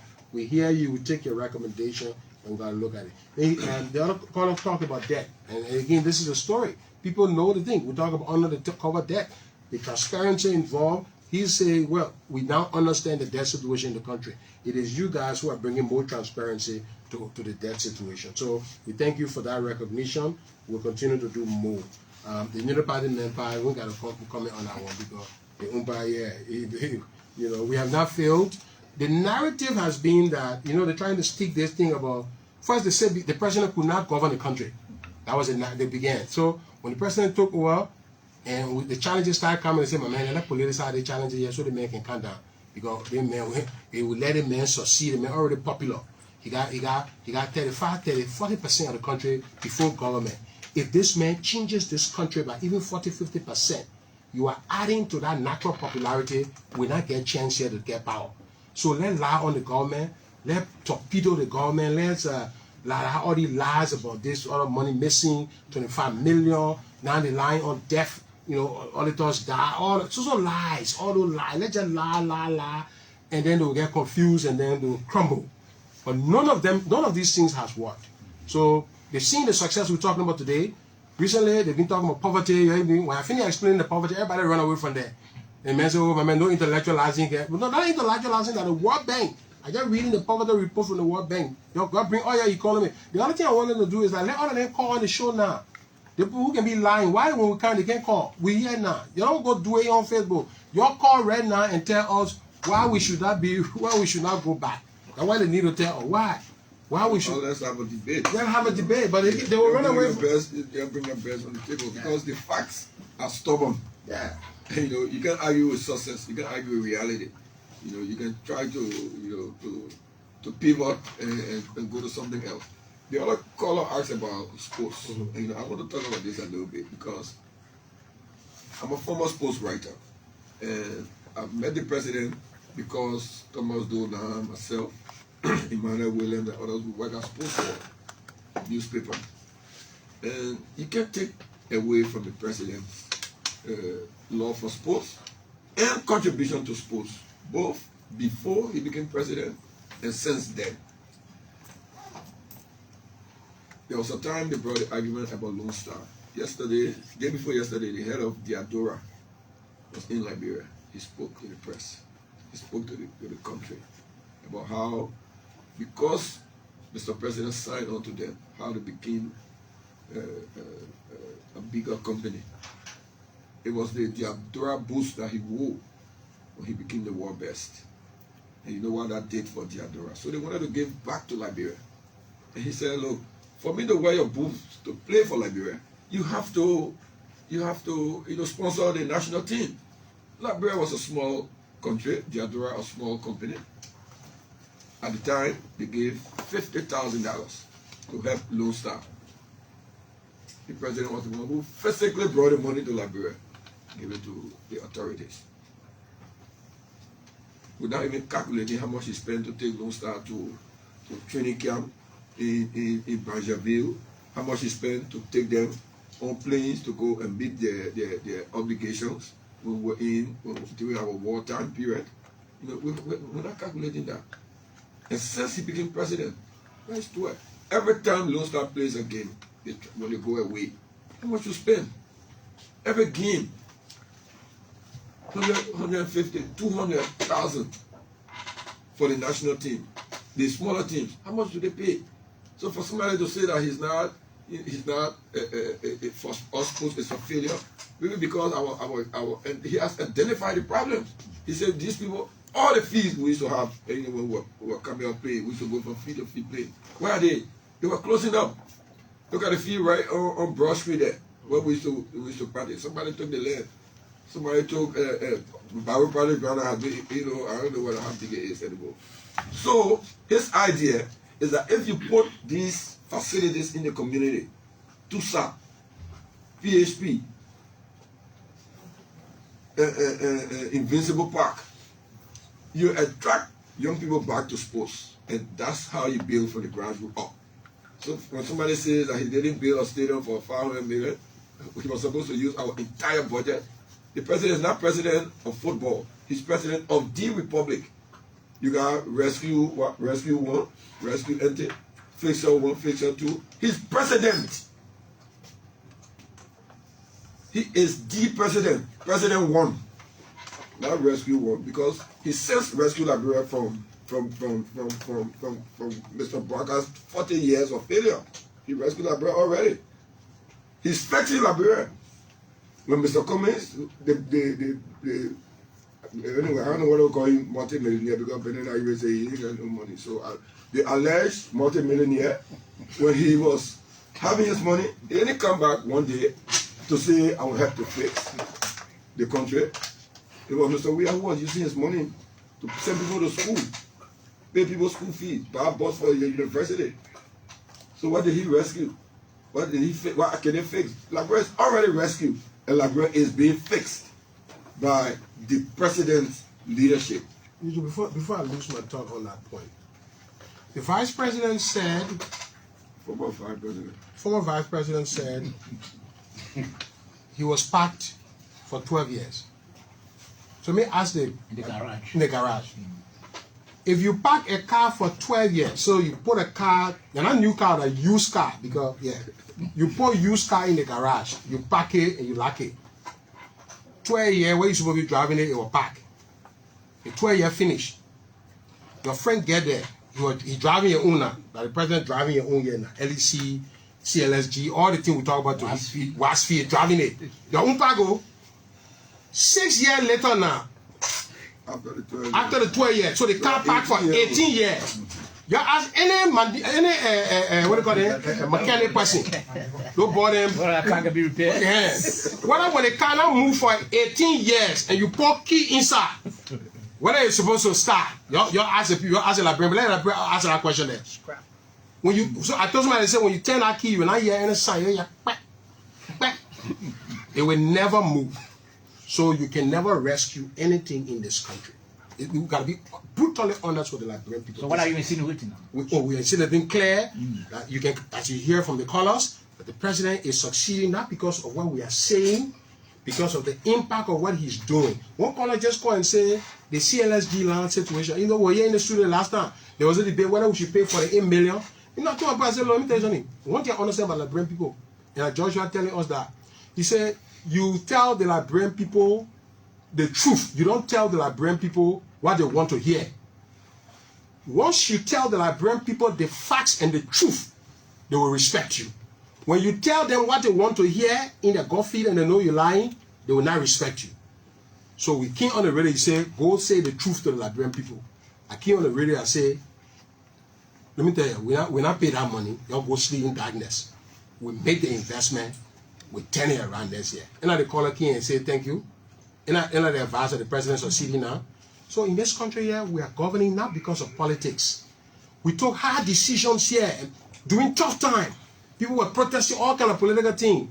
We stabilized the state. The people know now the tough decisions that we took. The bread and butter issue. You rescue the price of rice in 2014-15 when it was $16. And you will rescue this situation here now. The cost of electricity, you now rescue it. We brought it from 35 cents for the poor people, and now 14 cents. It already been rescued. So what is there to rescue? What? You take a vice presidential candidate who has worked with the government for 5 years, endorsed us, done everything. So what that means is that to beat CDC, you have to come to CDC. We are the one who have the solution. You reject the people who were in the CPP protest, the June 7, all the people who work with you. You rejected them. You told the men who all agree that we are transforming the country so that CDC but the CDC. So where you going? Okay. Who you rescuing? So we take additional calls, please. I know you already. Good morning. Hello? Yes, sir. Mm-hmm.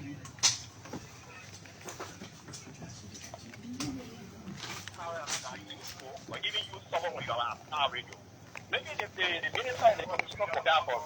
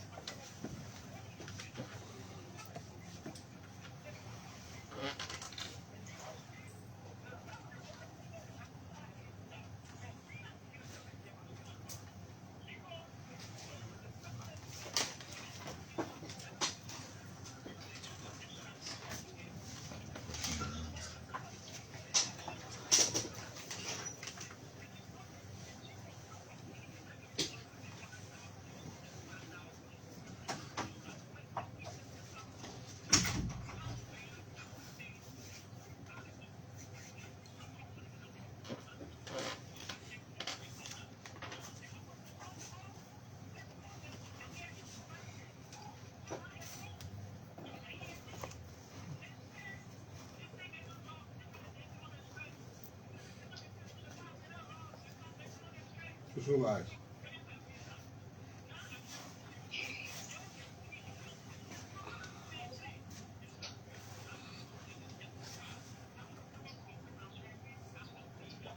Mm-hmm.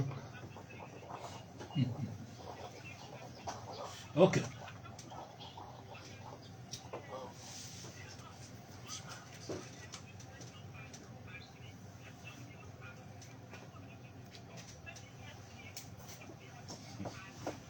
Okay. Call the number again. Call the number again.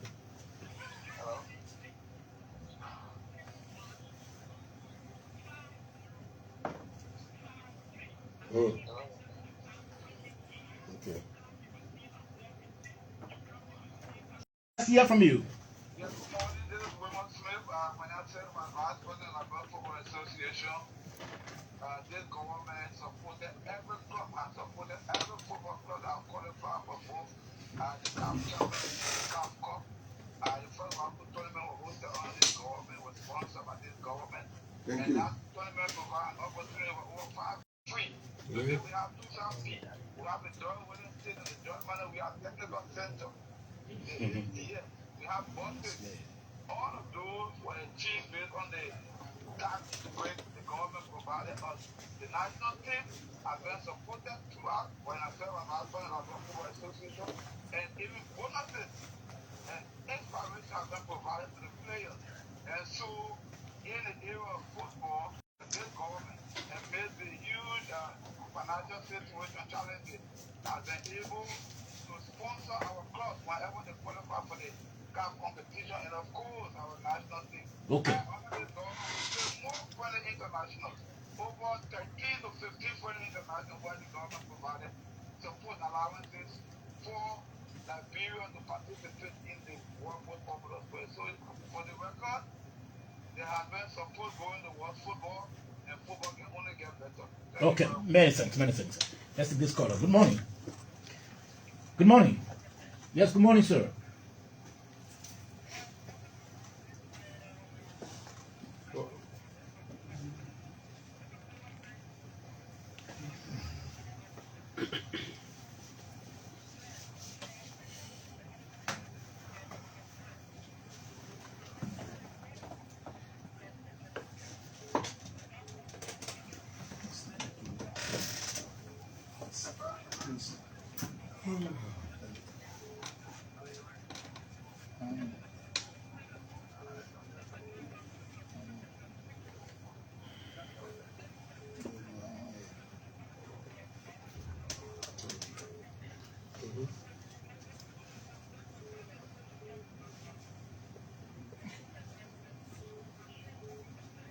Okay.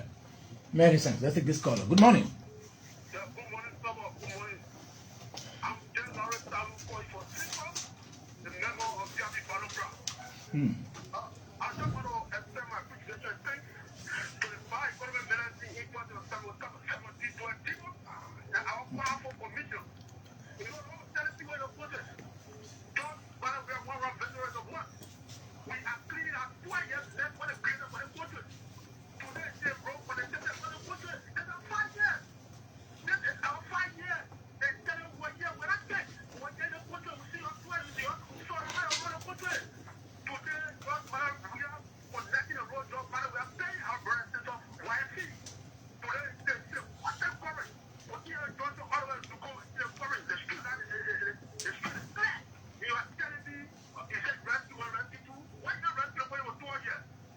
Why not rescue when it was 2 years? Look, to tell you, La rescue, look at 30 minutes, we are looking at 20 minutes.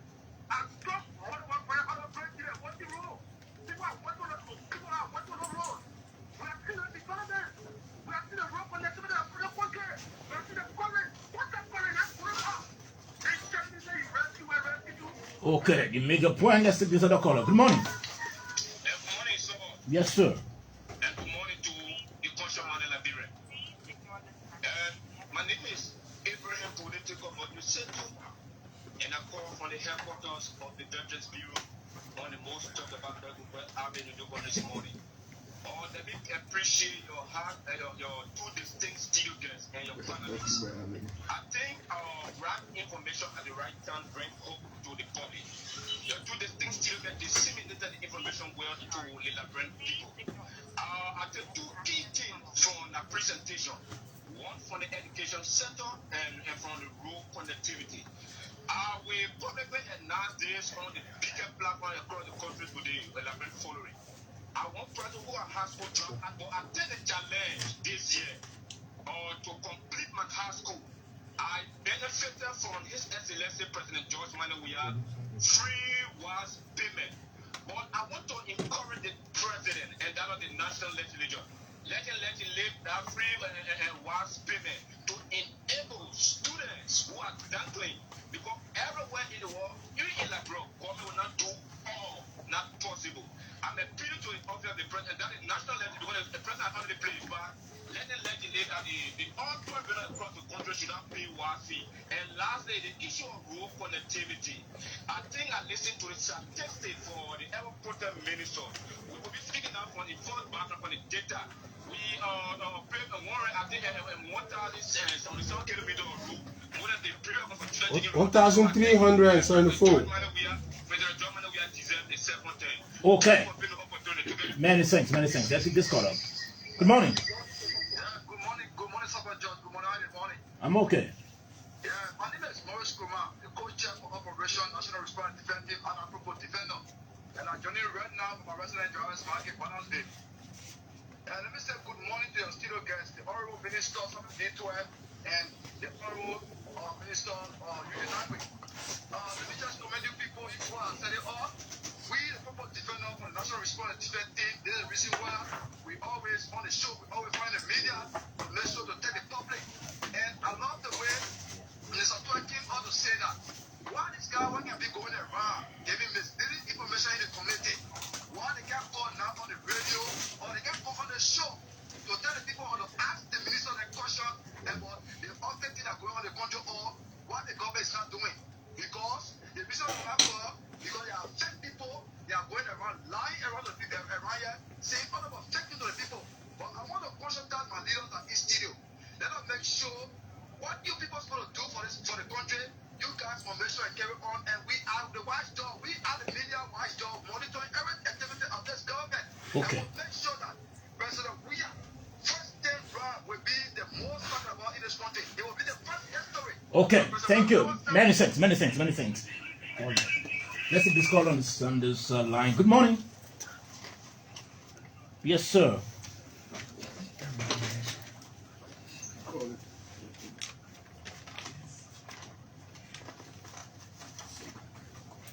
Yes, go ahead.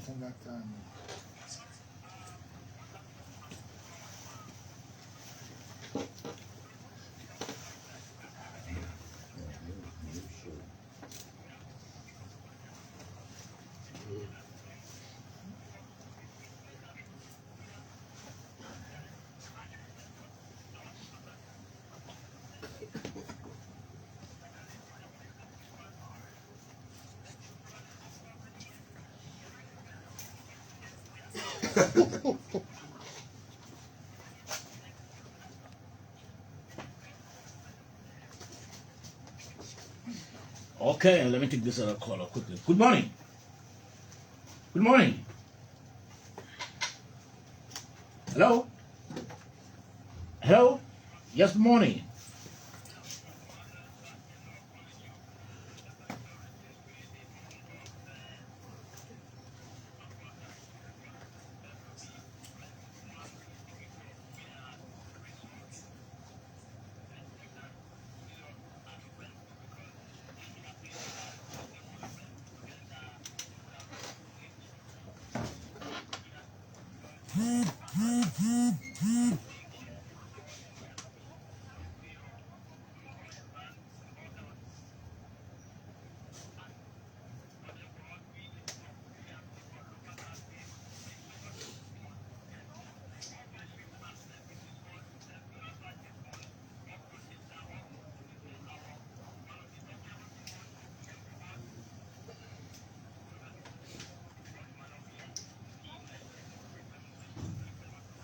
Okay. Many thanks. 0776. Let's take this. We'll take two more calls and wrap it up quickly. Good morning. Hello? Good morning. Good morning.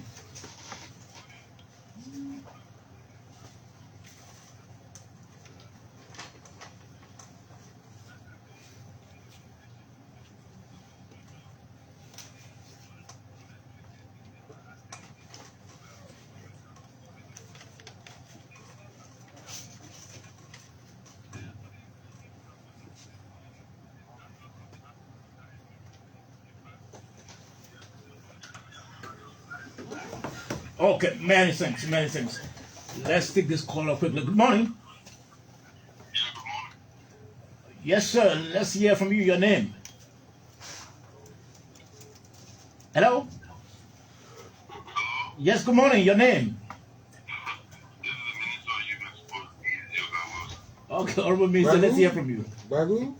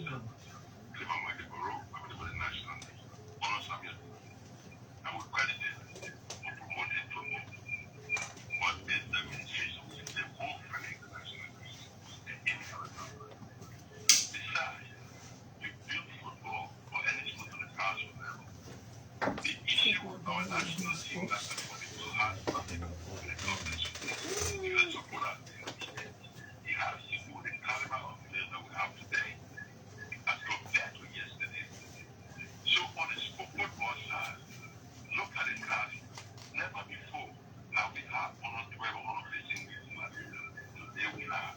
That's how you build talent. Look at the female side. We got more female teams today than ever before because we are improving at every level when it comes to football. Now, we are the Ministry of Youth Schools. You're not getting football. Let's go to athletic side. Today, Liberia holds world record in the 200 meters, both at the Olympics and at the World Games. Never before has Liberia ever reached the final and the competition. We won the 200 meter final, Joseph Hamlet, at the Olympics and at the World Games in Eugene, Oregon. That's good improvement. Besides that, we participated in continental competition. Athletics, overall, over 56 medals. Okay? We are on the rise when it comes to that. Fast forward to intellectual sports. Yes, Liberia is now really participating into international competition. In fact, we watched that. The first ever international chess competition at the University of Paris. That's improvement. RPG has been on the rise, participating in continental competition. They are the World Cup. Under this government, Liberia has participated into every major sporting competition you can think about for the last 5 years. So for someone to say, now let the blind, you come for building a stadium? Yeah. The SKDC one of people that come out of Liberia. They were built by the Chinese government. And today, we are in conversation with several countries to assess them. But in the meantime, we have to meet international standards. Look at the SKD today. Is this the SKD you do yesterday? Why you did to yesterday Nigeria national team and 7 national team? They tell the SKD supposed to come back. Because 7 days is done and they're using Liberia as our home ground. So until we build our position, our football field has met the international standard. That's why we are playing the national competition at the SKD Sports Complex. So at every level, this government is like focused on one discipline for all sports in general, including intellectuals. Even the scramble group, they are not coming up. So for someone to say that, oh, the president did it and they are lying. Like you just said, he did it when you were just a professional player. And you're doing more today as the president of this country. That's my contribution. Thank you. Many thanks, Mr. Minister. So we'll go back to our guests to respond to some of the concerns and then wrap it up, with the parting comment. Yes, Mr. No, just begin with the Youth and Sports Minister. Look, I think what people want is that Liberia should go for the African Cup of Nations and carry it. We should qualify for the World Cup. If those two things don't happen, and you spend the entire budget on a George Weah, as far as they're concerned, there is no progress. Even when we go for the World Cup and we carry it, Mo Ali and the critics will still say, well, we still haven't done better. So, Minister, the point is well made. The important question on ArcelorMittal, I think, is a very important one. ArcelorMittal is supposed to, the Third Amendment is supposed to inject around $800 million in the Liberian economy. That's a huge investment that should have happened under President Weah. And the benefits, the secondary, tertiary benefits of that. Where we are right now, we are still in a situation where, again, speaking an inheritance, we have a concession agreement with ArcelorMittal that gives ArcelorMittal certain rights. What we're trying to do as a country is to have other users of that rail to have equal access to the rail that Mittal has been managing. So it's a very tricky situation with the rights that Mittal currently has. You're opening it up and allowing others to use it. There are views that some people say Mittal should not be the user operator. We should open it, but the law that Mittal has already gave it that right. So they are acting on, they have the right under that law. We are working to say, look, even if you are the user operator, we want to write rules that will allow others. So Mittal should be opening the gate and closing it, and everybody else come fairly and equitably. That is the negotiation. That's where the conversation is. Still ongoing. And it's still ongoing. And we believe that, there's HPS, international investor, who want to use the rail as well in town. Asalamidad Inter. We think we are having a meeting of the mind. And very soon, besides the vital investment, the investment from the other users who are bringing their oil from Guinea will also bring more jobs and more revenue to the country. We want a win-win for Liberia. And so good news, better news are coming for the Liberian people ahead. The callers from Lofa said it all right. You can't rescue Lofa County in 12 years. You will not rescue it after 18 years. It's not possible because the roads that are happening in Lofa and the roads that will happen in the southeast, we have provided all funding now. All funding for southeastern roads have been secured.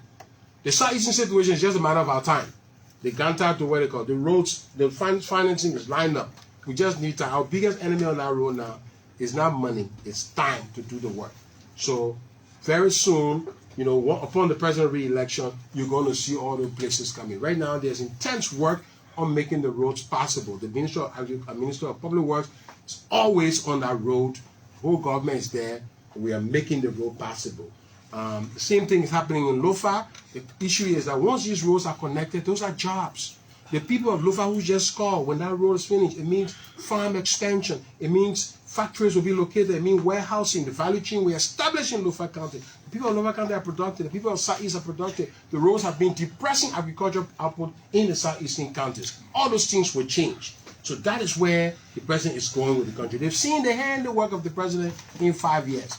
If you stay in 12 years, you give this president 12 years, I can tell you, the fundamental structural problems that have bedeviled Liberia for 170 years would have been solved. George Weah would have brought the electricity challenge to its knee by 2029 when he's leaving office. The fundamental challenge of road would have been achieved. The fundamental challenge of agricultural productivity would have been achieved. Those are the three things that have held us down. The private sector challenge would have been solved. People are afraid that if that man solved the big questions and he's leaving office, what will happen? We'll be afraid. It means the opposition could be decimated because the big national questions have been solved by a man who was said not to be able or to have the capacity to govern the country. Now the irony is that he is the one who has solved the historically vexed questions of our time. That is the fear of the opposition.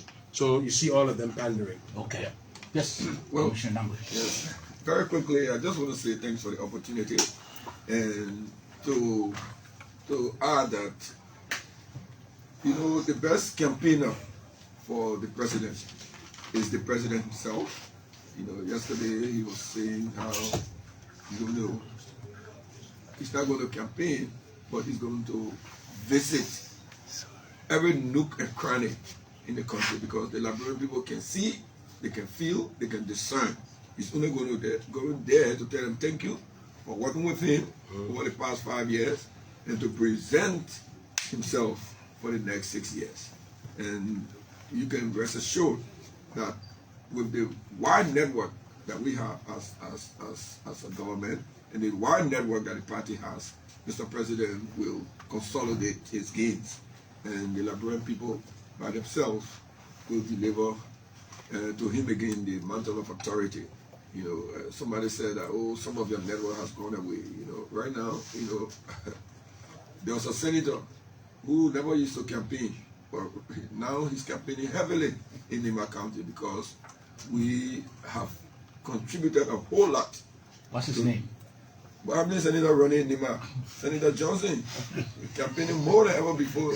That he has never campaigned because there will be a CDC candidate that will go against him. And we're very sure that based on what the people of Nima, I'm not from Nima, so I don't, people keep texting me about Nima.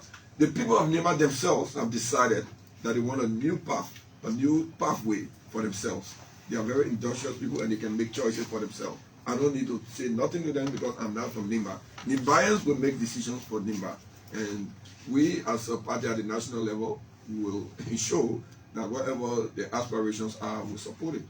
So that people, we can't wait for the campaign season to start so that we can all get on the ground running. But usually to that point in Nima, I've said in gatherings with Nima people, I say, look, there are two issues on the line here. The president's re-election is on the line, obviously. He's done, he's running on his record. So that's an issue. The other issue here is the character of Nima. We're all not from Nima, but Nimbas have stood with the president for 5 years and they've seen his development. So, the Nimba man, loyalty, commitment to a president who has helped put a lot of resources in the county. I talk about the feeder roads, we're talking about the roads, we're talking about projects that have been done at the expense where other counties are saying, why is he focused so much on Nimba and have left us? What is on the ballot? In addition to President Weah, is that on the October 10th, Liberians will wake up and say, yes, we have confidence and trust in the loyalty of a Nimba citizen. When he stands by you and you do good for him, he will not leave you. On October 10, when the verdict is passed, it will be that, Mr. Prince Johnson, you cannot carry us because George Weah has been with us for 5 years. If we follow you, Mr. Johnson, we'll be betraying the character and loyalty and trust of the people of Nimba. The rest of the counties will not trust us easily. That is what's on the ballot in Nimba County. And I have no doubt that Nimba County will go with George Weah to vindicate itself. Honorable Samuel Tweah, Minister of Finance and Development Planning. Mr. Minister, thank you very much for coming. And Commissioner Eugene Nagbe, thank you for coming. Thank you. Well, thank you.